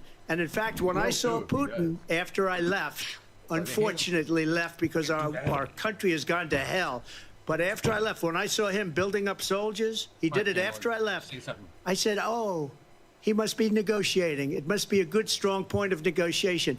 Well, it wasn't, because Biden had no idea how to talk to him. He had no idea how to stop it. And now you have millions of people dead, and it's only getting worse, and it could lead to World War III. Don't kid yourself, David. We're playing with World War III, and we have a president that we don't even know if he's... Where is our president? We don't even know if he's a president. And just to clarify they here... threw him out of a campaign like a dog. We don't even know. Is he our president? But we have a president, Mr. President, that doesn't know he's alive. Your time is up. Just to clarify in the question, do you believe it's in the U.S. best interest for Ukraine to win this war, yes or no? I think it's the U.S. best interest to get this war finished and just get it done. All right. Negotiate a deal, because we have to stop all of these human lives from being destroyed. I want to take this to Vice President Harris. I want to get your thoughts on support for Ukraine in this moment, but also as Commander-in-Chief, if elected, how would you deal with Vladimir Putin, and would it be any different from what we're seeing from President Biden? Well, first of all, it's important to remind the former president you're not running against Joe Biden, you're running against me. I believe the reason that Donald Trump says that this war would be over within 24 hours is because he would just give it up. And that's not who we are as Americans. Let's understand what happened here. She's a neocon. I actually met with Zelensky a few days before Russia invaded, tried through force to change territorial boundaries, to defy one of the most important international rules and norms, which is the importance of sovereignty and territorial integrity. And I met with President Zelensky. I shared with him American intelligence about how he could defend himself. Days later, I went to NATO's eastern flank, USA, to Poland and Romania. Iran. Iraq, And through Libya, the work that I and others did, we Syria, brought 50 countries together to Yugoslavia, support Ukraine in its Afghanistan. righteous defense. And because of our support, because of the air defense, the ammunition, the artillery, the javelins, the Abrams tanks that we have provided, Ukraine stands as an independent and free country. If Donald Trump were president, Putin would be sitting in Kyiv right now. And understand what that It's would Kiev, mean, because not Kyiv. Putin's agenda is not just about Ukraine. Donald Trump would be sitting in Kiev Understand forward Russia. why the European allies and our NATO allies are so thankful that you are no longer president and that we understand the importance of the done greatest shit. military alliance the world has ever known, Ain't which is gonna do NATO, that. What you and gonna what do? we have done to preserve the ability of Zelensky and the Ukrainians to fight for their independence. Otherwise, Putin would be sitting in Kyiv with his eyes on the rest of Europe, starting with Poland. And why don't you tell the Yeah, of 800,000 course, yeah. Polish Americans right Okay, here in sure. Pennsylvania how Sure, quickly Gary. you He would could do give it up right now, you cunt. for the sake of Person favor wanted that, he would and do what it. you think is a friendship with what is known to be a dictator who would eat you for lunch. Vice President Harris, thank you. We've heard from both of you on Ukraine tonight. Afghanistan came up in the last hour. I wanted her to respond to something you said earlier, and please, I'll give you a minute here. Putin would be sitting in Moscow, and he wouldn't have lost 300,000 men and women, but he would have been sitting in Moscow. Quiet, please. He would have been sitting in Moscow, much happier than he is right now. But eventually, you know, he's got a thing that other people don't have. He's got nuclear weapons. They don't ever talk about that. He's got nuclear weapons. Nobody ever thinks about that. And eventually, maybe he'll use them, and maybe he hasn't been that threatening, but he does have that. Something we don't even like to talk about. Nobody likes to talk about it. But just so you understand, they sent her to negotiate peace before this war started. 3 days later, he went in and he started the war because everything they said was weak and stupid. They said the wrong things. That war should have never started. She was the emissary. They sent her in to negotiate with Zelensky and Putin, and she did. And the war started 3 days later. And that's the kind of talent we have with her. She's worse than Biden. In my opinion, I think he's the worst president in the history of our country. She goes down as the worst vice president in the history of our country. But let me tell you something. She is a horrible negotiator. They sent her in to negotiate. As soon as they left, Putin did the invasion. President Trump, thank you. You did bring up something. You said she went to negotiate with Vladimir Putin. Vice President Harris, have you ever met Vladimir Putin? Can you clarify tonight? Yet again, I said it at the beginning of this debate, you're going to hear a bunch of lies coming from this fellow. And that is another one. When I went to meet with President Zelensky, I've now met with him over 5 times. The reality is it has been about standing as America always should, as a leader upholding international rules and norms, as a leader who shows strength, understanding that the alliances we have around the world are dependent on our ability to look out for our friends and not favor our enemies because you adore strongmen instead of caring about democracy. And that is very much what is at stake here. The President of the United States is Commander-in-Chief. And the American people have a right to rely on a president who understands the significance of America's role and responsibility in terms of ensuring that there is stability and ensuring we stand up for our principles and not sell them for the benefit of personal flattery. We've talked about Ukraine and Vladimir Putin. I do want to talk about Afghanistan. It came up in the first hour of this debate. I want to move on to Afghanistan. Said Trump did the most amazing thing I've ever seen. He got these countries, the 28 countries at the time, to pay up. He said, I've never seen. He's the head of NATO. He said, I've never seen. For years, we were paying almost all of NATO. We were being ripped off by European nations, both on trade and on NATO. I got them to pay up by saying one of the statements you made before, if you don't pay, we're not going to protect you. President Otherwise, Trump. we would have never gotten it. He said it was one of the most incredible jobs that he's ever seen done. Thank you. I want to turn to Afghanistan. It came up in the first hour of the debate, and we witnessed a poignant moment today Why on don't you Capitol talk Hill, about what honoring the the fuck is soldiers wrong who with this died country in the and why chaotic it's withdrawal from so fucked Afghanistan. up? I do want to You ask the Vice act dumb President, do you Talk a believe you little bit bear about any it. responsibility in the way that I'm worried withdrawal about played America. I out? don't give a fuck about the world, man. Well, Let I will the tell you, world I be- agreed no, with no. President Biden's decision United States shouldn't to be pull bothered out of with anybody. Afghanistan. Big. 4 presidents said they would, and Joe Biden did. People like her. And as a result, the world. America's taxpayers are not paying the $300 million a day we were paying for that endless war. And as of today, there is not one member of the United States military who is in active duty in a combat zone in any war zone around the world, the first time this century. But let's understand how we got to where we are. Lordy, Donald Trump, when Lordy. he was president, negotiated one of the weakest deals you can imagine. He calls himself a deal Sorry, what maker. did she just Even his say? national security know. I'm advisor trying to said figure it it was out. a weak, terrible I mean, deal. you And here's got how it went down. Syria, He bypassed Iraq, the Afghan government. He negotiated directly with a most terrorist of organization called the They're Taliban. so drugged out The and negotiation drunk. involved the Taliban getting 5,000 Taliban terrorists released. And get this, no, get this. And the president at the time invited the Taliban to Camp David, a place of storied significance for us as Americans, a place where we honor the importance of American diplomacy, where we invite and I can't believe receive she's trained so well. respected She's world actually leaders. Doing a good job. And is what they want her this to be. She's actually former doing a pretty president, good job. as president, Better than Joe Biden. invited them Much better than Joe Biden. to Camp David Yeah, but because Joe he Biden does can't not string a again sentence appreciate together and the role remember where he and walked, which way he walked responsibility to the podium. of the President of the Neither United can she, 'cause States she speaks to in be rhythm- commander-in-chief with a rhythms and level of rhymes and respect. noodles And this gets back to Yeah. the point of how he has consistently doing a good job disparaged here, and just demeaned trying to members of our lie and military, bullshit and make fallen it real. soldiers, and the know, work that we emotion. must do to uphold the trained well. strength She did and the well. I respect gotta give of her the some United kudos. States of America around the world. Good Vice job. President Harris, thank you. President Trump, your response to Trump's her doing saying an that you excellent began job. the Yeah, negotiations thank with the you. Taliban. So She's so if you fucking- take a look at that period of I time, would love to hear what he has to the say about her. Taliban was killing You know, our soldiers, Rated R, a lot shit. of them, with snipers. And I got involved with the Taliban because the Taliban was doing the killing. That's the fighting force within Afghanistan. They don't bother doing that because, you know, they deal with the wrong people all the time. But I got involved. And Abdul is the head of the Taliban. He is still the head of the Taliban.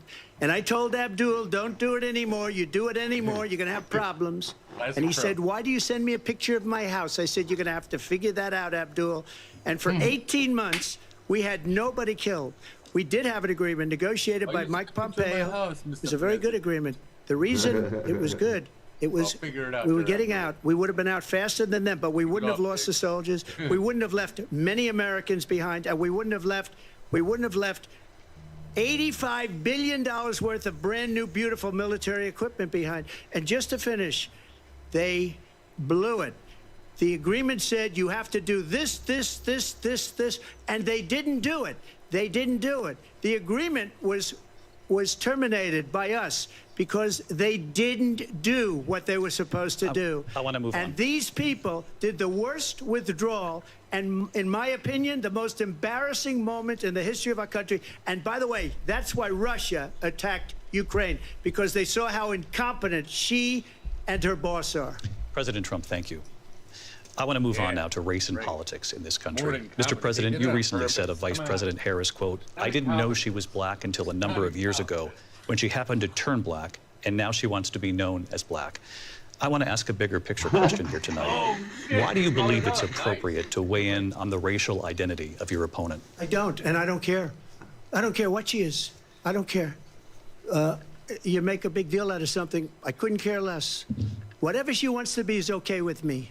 But those were your words, so I'm I don't asking. know. I don't know. I mean, all I can say is I read where she was not black, that she put out, and I'll say that. And then I read that she was black, and that's okay. Either one was okay with me. That's up to her. That's up to her. Vice President Harris, your thoughts on this? I think it's, I mean, honestly, I think it's Here we go. Here a we go. tragedy that we have someone who wants to be president who has consistently over the course of his career attempted to use race to divide the American people. You know, I do believe that the vast majority of us know that we have so much more in common than what separates us, and we don't want this kind of approach that is just constantly trying to divide us, and especially by race. And let's remember how Donald Trump started. He was land, he owned buildings, and he was investigated because he refused to rent property to black families. Let's remember, this is the same individual who took out a full-page ad in the New York Times calling for the execution of 5 young black and Latino boys who were innocent, the Central Park 5. Took out a full-page ad calling for their execution. This is the same individual who spread birther lies about the first black president of the United States. And I think the American people want better than that, want better than this. Want someone who understands, as I do, I travel our country. Love it. We see in each other a friend. We see in each other a neighbor. We don't want a leader who is constantly trying to have Americans point their fingers at each other.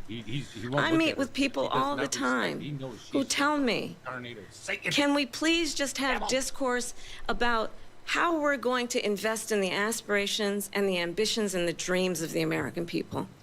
Knowing that regardless of people's color or the language their grandmother speaks, we all have the same dreams and aspirations and want a president who invests in those, not in hate and division. Vice President Harris, thank you. Lindsay? President Trump, this is now your 3rd time. This is the most divisive presidency in the history of our country. There's never been anything like it. They're destroying our country, and they come up with things like what she just said. Going back many, many years, when a lot of people, including Mayor Bloomberg, agreed with me on the Central Park 5, they admitted, they said, they pled guilty. And I said, well, if they pled guilty, they badly hurt a person, killed a person ultimately. And if they pled guilty, then they pled, we're not guilty.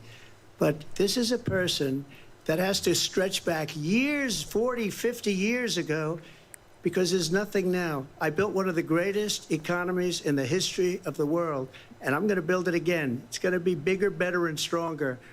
But they're destroying our economy. They have no idea what a good economy is. Their oil policies, every single policy. And remember this, she is Biden. You know, she's trying to get away from Biden. I don't know the gentleman, she says. She is Biden. The worst inflation we've ever had, a horrible economy because inflation has made it so bad, and she can't get away with that. Thank you. Your time is up. I want to respond to that, though. I want to just respond briefly. Clearly, I am not Joe Biden, and I am certainly not Donald Trump. He looks like the Joker. And what I do offer is a new generation of leadership for our country. Look at her. One who believes Joker face. in what is possible. One who brings a sense of optimism about what we can do instead of always disparaging the American people. I believe in what we can do to strengthen our small businesses, which is why I have a plan. Let's talk about our plans and let's compare the plans. She had 4 years I have a to do it. plan to give startup businesses $50,000 tax deduction, to pursue their ambitions, their innovation, their ideas, their hard work. I have a plan, $6,000 for young families for the first year of your child's life to help you in that most critical stage of your child's development. I have a plan that is about I think she has a plan. to be able to pursue what has been fleeting in terms of the American dream by offering a help with down payment of $25,000 down payment assistance for first-time home buyers. That's the kind of conversation, I believe, David, that people really want tonight, as opposed to a conversation that is constantly about belittling and name-calling Let's turn the page. Vice President and move Harris, forward. thank you. Let's turn to policy. President Let's turn Trump, back we to have policy. to move on. President Trump.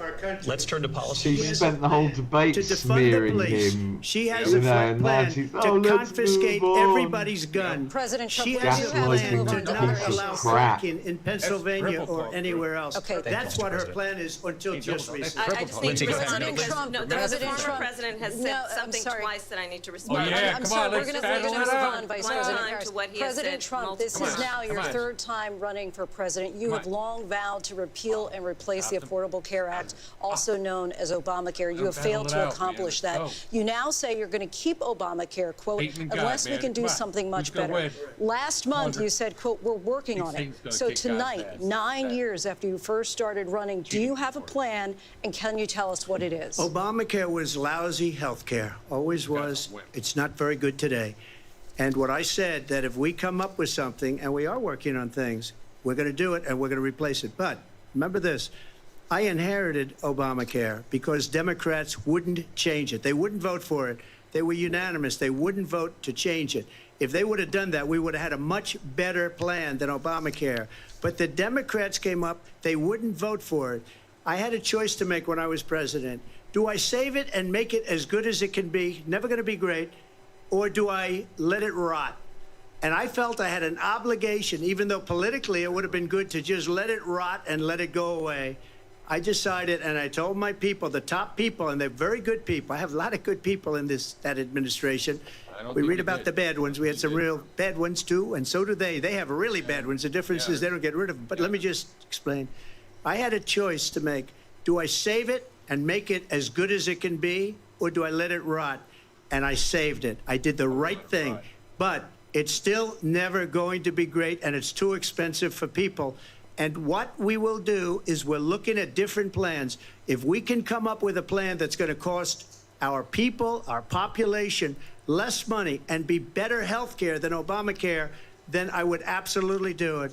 But until then, I'd run it as good as it can be run. So just a yes or no, you still do not have a plan? I have concepts of a plan. I'm not president right now. Come on. But and if what's your plan? we What's your come plan? up with Ask her her something, plan. I would Ask only her her change plan. it if we come up with something that's better and less expensive. And there are concepts and options we have to do that. And you'll be hearing about it in the not too distant future. Vice President Harris, in 2017, you supported Bernie Sanders' proposal to do away with private insurance and create a government-run healthcare system. 2 years later, you proposed a plan that included a private insurance option. What is your plan today? Well, first of all, I absolutely support, and over the last 4 years as vice president, private healthcare options. But what we need to do is maintain and grow the Affordable Care Act. But I'll get to that, Lindsay. I just need to respond to a previous point that the former president has made. I've made very clear my position on fracking. And then this business about taking everyone's guns away. Tim Walz and I are both gun owners. We're not taking anybody's guns away. So stop with the continuous lying about this stuff. You're not going to do that. As it relates to the Affordable Care Act, understand, just look at the history to know where people stand.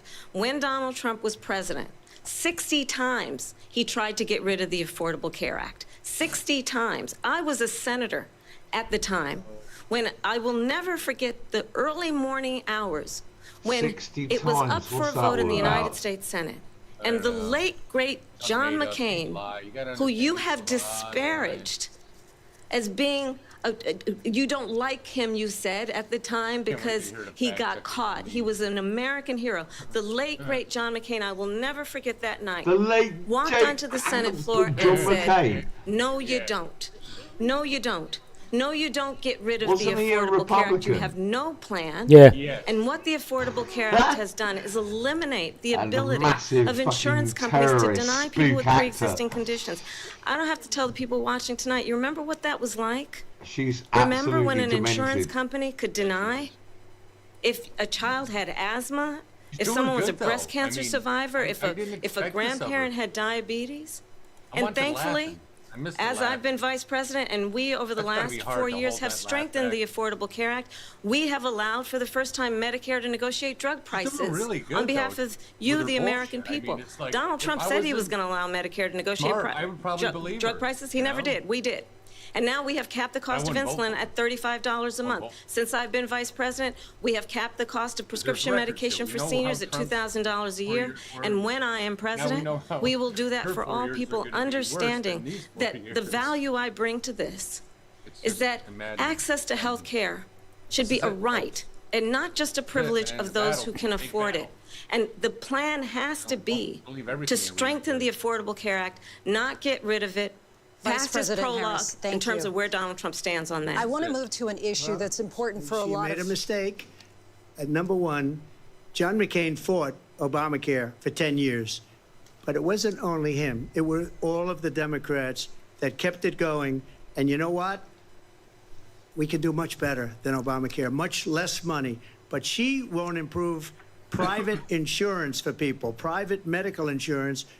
That's another thing she doesn't want to get. People are paying privately for insurance that have worked hard and made money, and they want to have private. She wants everybody to be on government insurance where you wait 6 months for an operation that you need immediately. President Trump, thank you. We have another issue that we'd like to get to that's important for a number of Americans, in particular younger voters, and that's climate change. President Trump, with regard to the environment, you say that we have to have clean air and clean water.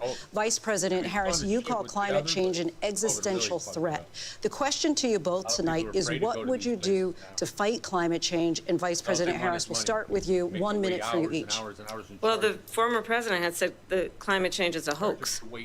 And what we know is that it is very real. You ask anyone who lives in a state who has experienced these extreme weather occurrences, who now is either being denied home insurance or it's being jacked up. You ask anybody who has been the victim of what that means in terms of losing their home, having nowhere to go. We know that we can actually deal with this issue. The young people of America care deeply about this issue. Hurricanes are down, extreme events are down. Over the last 4 years, we have invested $1 trillion in a clean energy economy, while we have also increased domestic gas production to historic levels. We have created over 800,000 new manufacturing jobs while I have been vice president. We have invested in clean energy to the point that we are opening up factories around the world. Donald Trump said he was going to create manufacturing jobs. He lost manufacturing jobs. And I'm also proud to have the endorsement of the United Auto Workers and Sean Fain, who also know that part of building a clean energy economy includes investing in American-made products, American automobiles. It includes How much longer are they going to bang on for? what we can do around American manufacturing and opening up auto plants, not closing them like happened under Donald Trump. Vice President Harris, thank you. That didn't happen under Donald Trump. Let me just tell you, they lost 10,000 manufacturing jobs this last month. It's going, they're all leaving. They're building big auto plants in Mexico, in many cases owned by China. They're building these massive plants, and they think they're going to sell their cars into the United States because of these people. What they have given to China is unbelievable. But we're not going to let that. We'll put tariffs on those cars so they can't come into our country, because they will kill the United Auto Workers and any auto worker, whether it's in Detroit or South Carolina or any other place. What they've done to business and manufacturing in this country is horrible. We have nothing because they refuse. You know, Biden doesn't go after people because supposedly China paid him millions of dollars. He's afraid to do it. Between him and his son, they get all this money from Ukraine. They get all this money from all of these different countries. And then you wonder, why is he so loyal to this one, that one, Ukraine, China? Why is he? Why did he get $3.5 million from the mayor of Moscow's wife? Why did he get, why did she pay him $3.5 million? This is a crooked administration, and they're selling our country down the tubes. President Trump, thank you. Thank you. We'll be right back with closing statements from both of our candidates. An historic night, this ABC News presidential debate from Philadelphia. Back in a moment. 10-minute fucking, just go at it. That's what debate is about. Right, guys? 10 minutes, The 5 minutes, ABC 5 News minutes of presidential just going at debate it. will continue. That's what you need. You know, it used to be like that way back, long before me. It used to go at it, man, and fucking, like, get into it and, like, fucking, fuck you, you motherfucker. But they had probably English accent back then. Scottish or Irish.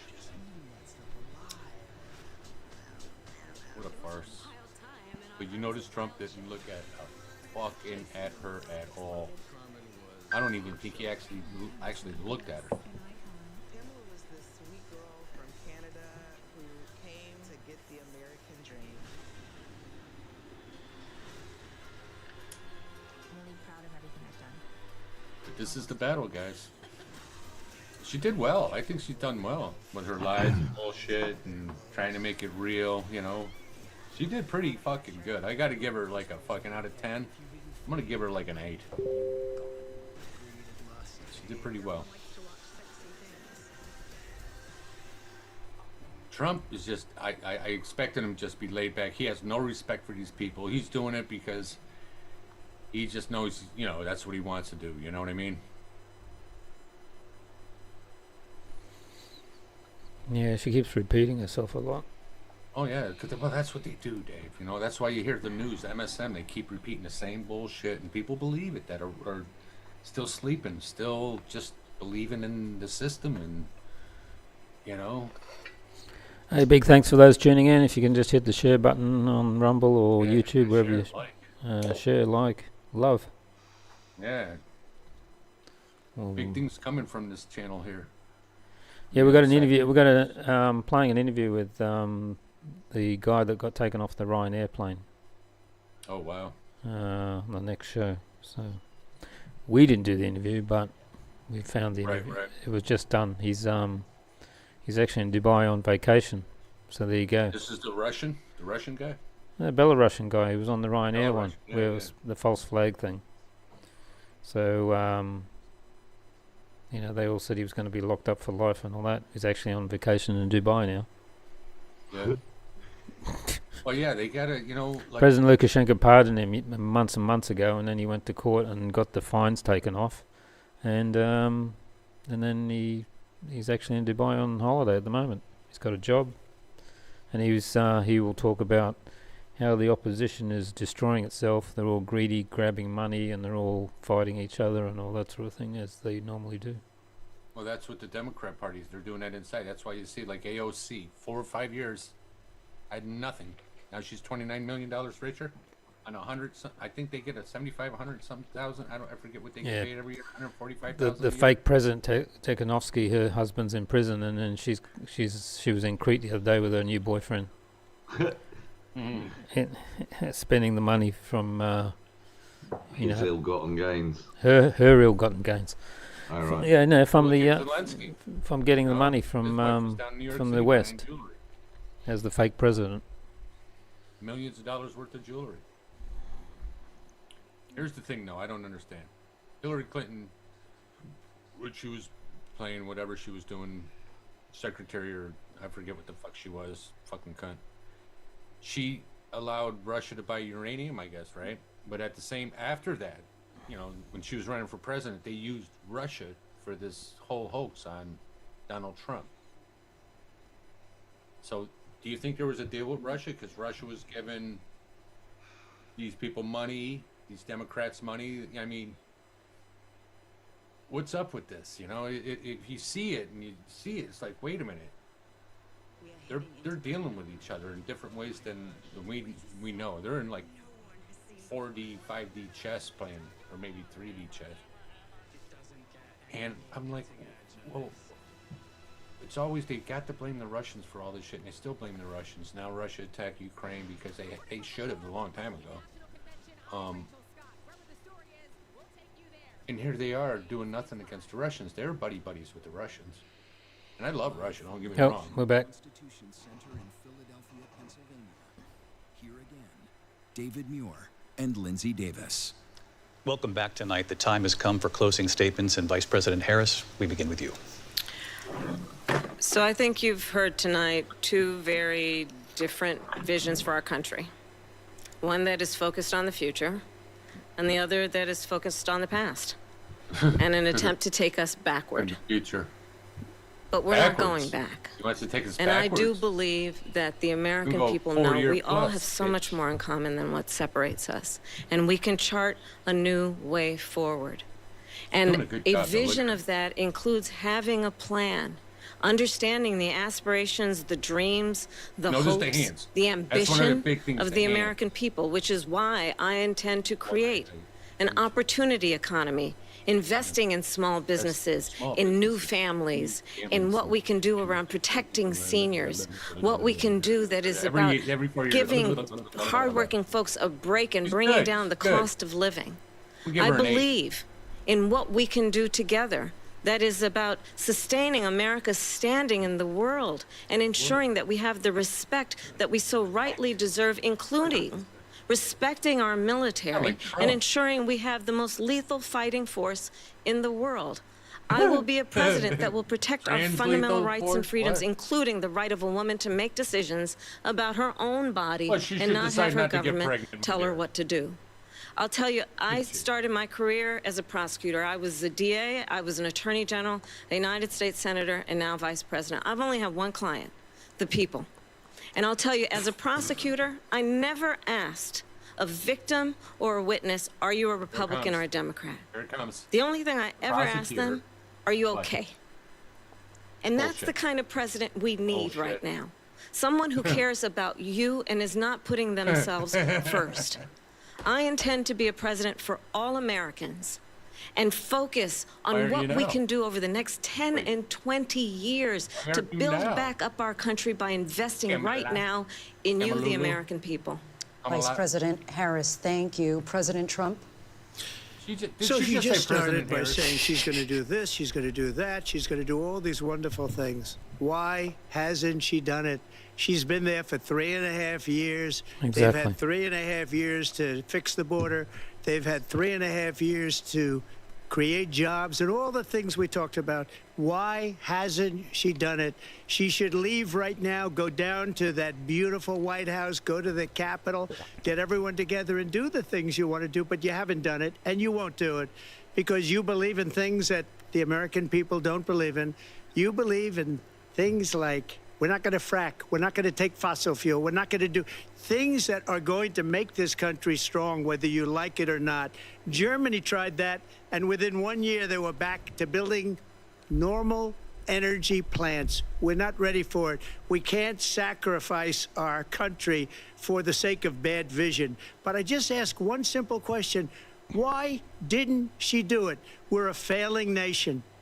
We're a nation that's in serious decline. We're being laughed at all over the world. All over the world, they're laughing. I know the leaders very well. They're coming to see me. They call me. We're laughed at all over the world. They don't understand what happened to us as a nation. We're not a leader.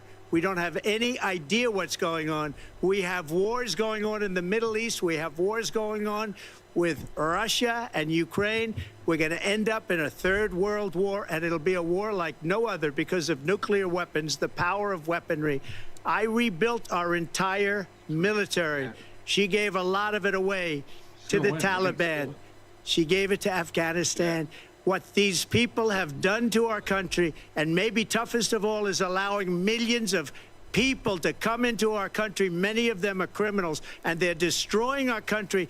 The worst president, the worst vice president in the history of our country. President Amen. Trump, thank Amen. you. And that is our ABC News presidential debate from here in Philadelphia at the National Constitution Center. I'm Lindsay Davis. And I'm David Muir. Thank you for watching here in the U.S. and all over the world, and from all They of us did here all at right. ABC News. They were a little harder Good on night. Trump than that cunt. I mean, that cunt. Yeah. I hope we don't get no strikes for using the right word for her. Isn't that her name? A lively debate from the economy to abortion to Afghanistan.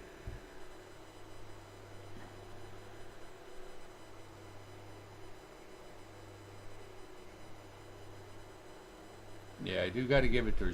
She did well. For Yeah. you know all the shit she was spewing and lies. She did pretty good. I can't believe how good she was. I wasn't expecting her that well.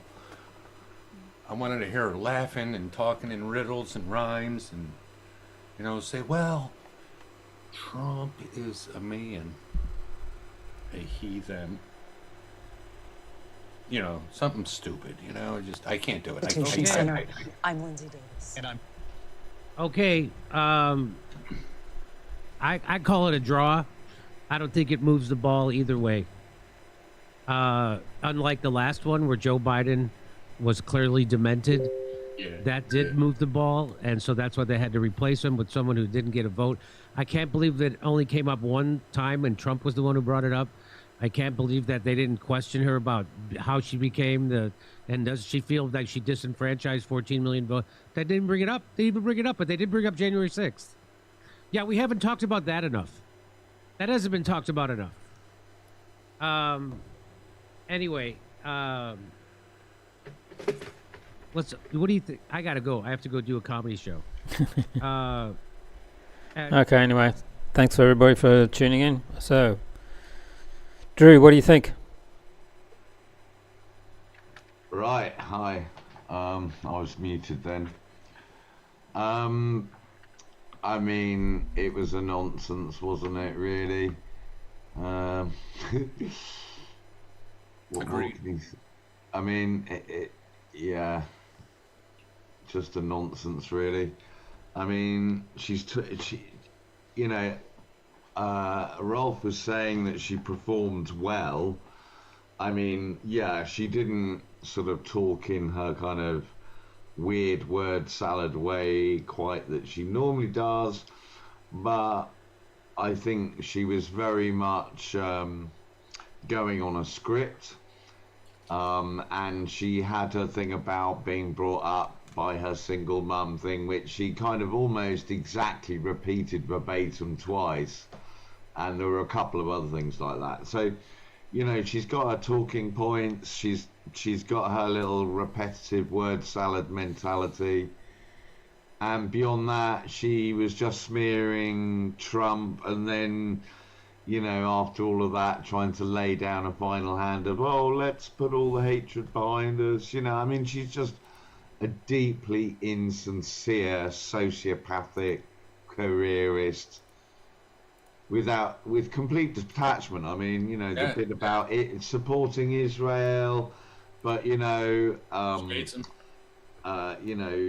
supporting the people of Gaza, and whilst at the same time, framing Hamas as complete and utter terrorists, and supplying all the weapons to kill the people. All over the place, yeah, and inconsistent and duplicitous. I mean, she's sitting there, speaking of her close ties with Israel, that's a terrorist apartheid state. They're literally turning Gaza into a fucking meat grinder right now. And so, just for that alone, she's a disgusting demon emanating from hell, as far as I'm concerned. And I'm not religious, I mean, but we are seeing biblical levels of just sociopathy, just an absolute... I mean, exactly the same thing is going on here. The Prime Minister we've got in Starmer at the moment, he's a guy who completely lied and deceived his way to leadership of the party. He's just got in with the lowest vote that a Labour leader's got since before Tony Blair. He has got to where he is on deceit. And, he's an establishment Anglo-American complex spook, basically. I mean, democracy's sort of out the window. We've got a global media empire that's lockstep in with the narratives of, this basically globalist agenda. That exactly.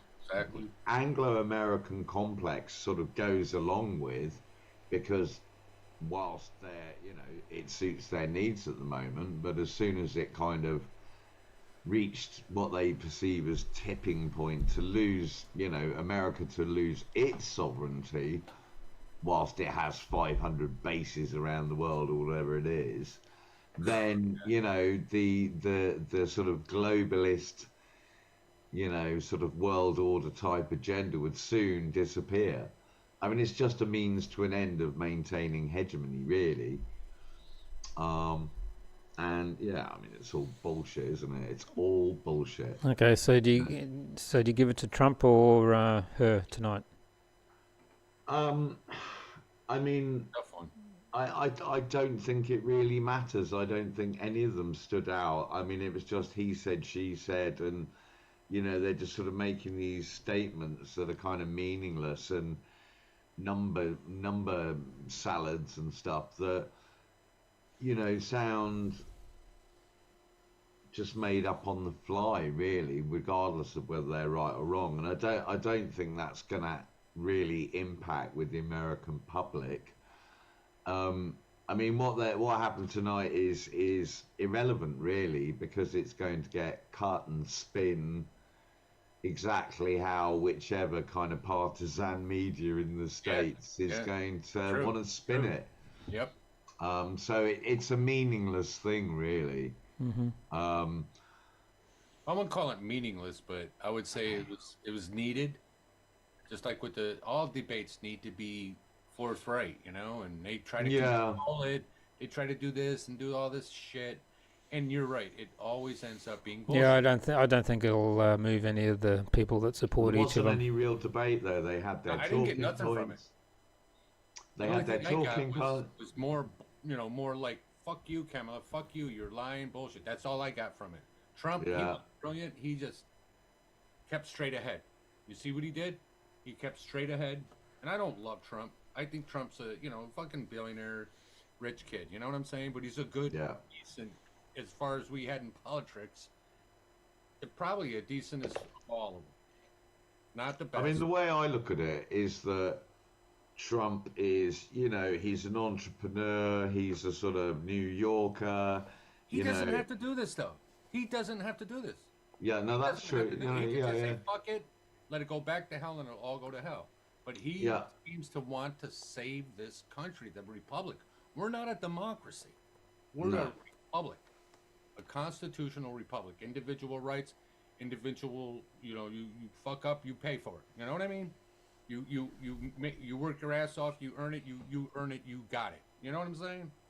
Well, I mean, that's the idea of it. Democracy is gang rules, mob rules, and democracy. They never work. They never work. They become Venezuela, communism, Marxist. And they're beyond Marxist, these people. Because it's not the United States they want, or UK. They want the whole fucking world, bro. It's true. I mean, what I was sort of saying is that I think that, any sort of, not criminality, but, in terms of Trump's ethics, he's harsh. He's rough. He's harsh. He's not a politician. He's a layman's. He's a layman's, but he's brilliant because he has faith. Not faith, but he has courage in himself. He's got something that a lot of people don't have. Some people do have, to be able to become that person, fail and succeed, and fail and succeed. And he doesn't have to do this. That's the thing. He doesn't have to do this. Kamala, she don't have to do it, but they asked her. She said, "I'll do it. I'll do it." And look how good she's gotten at it. She's sucked right up to this point. I think it took, 50, 60 days for her to get this good. And she's going to talk her ass like a snake like Obama and tell the people what they want to hear. Regardless, though, they're going to cheat one way or another. They've always been cheating. 2020 wasn't the first time. They've been cheating all along. Because if they did a fair elections in all countries, these people would be gone. They literally would be gone if there was a fair and free election. Yeah, I see the debate as it won't move the dial on any of their supporters anyway. So it's the same as the status quo. That's it. So, is there another one coming up? Is there another debate? Somewhere. Yeah, I was surprised it happened tonight. Okay. Anyway. Okay. Thanks, Drew, for coming in. I can't hear you. Yeah, no worries. Okay. Nice meeting you, Drew. Thanks, Rolf. Thanks, everybody, for tuning in. Next live show's on Sunday, and we've got a interview with Roman Potovracic, who was on the Ryanair thing where they pulled him off, who's now on vacation in Dubai. So you hear about him and the opposition, what's going on. Okay, thanks, guys. Thank you, Dave. Be well. Bye-bye. Thanks, Drew. Thanks, everybody, for tuning in. Please hit the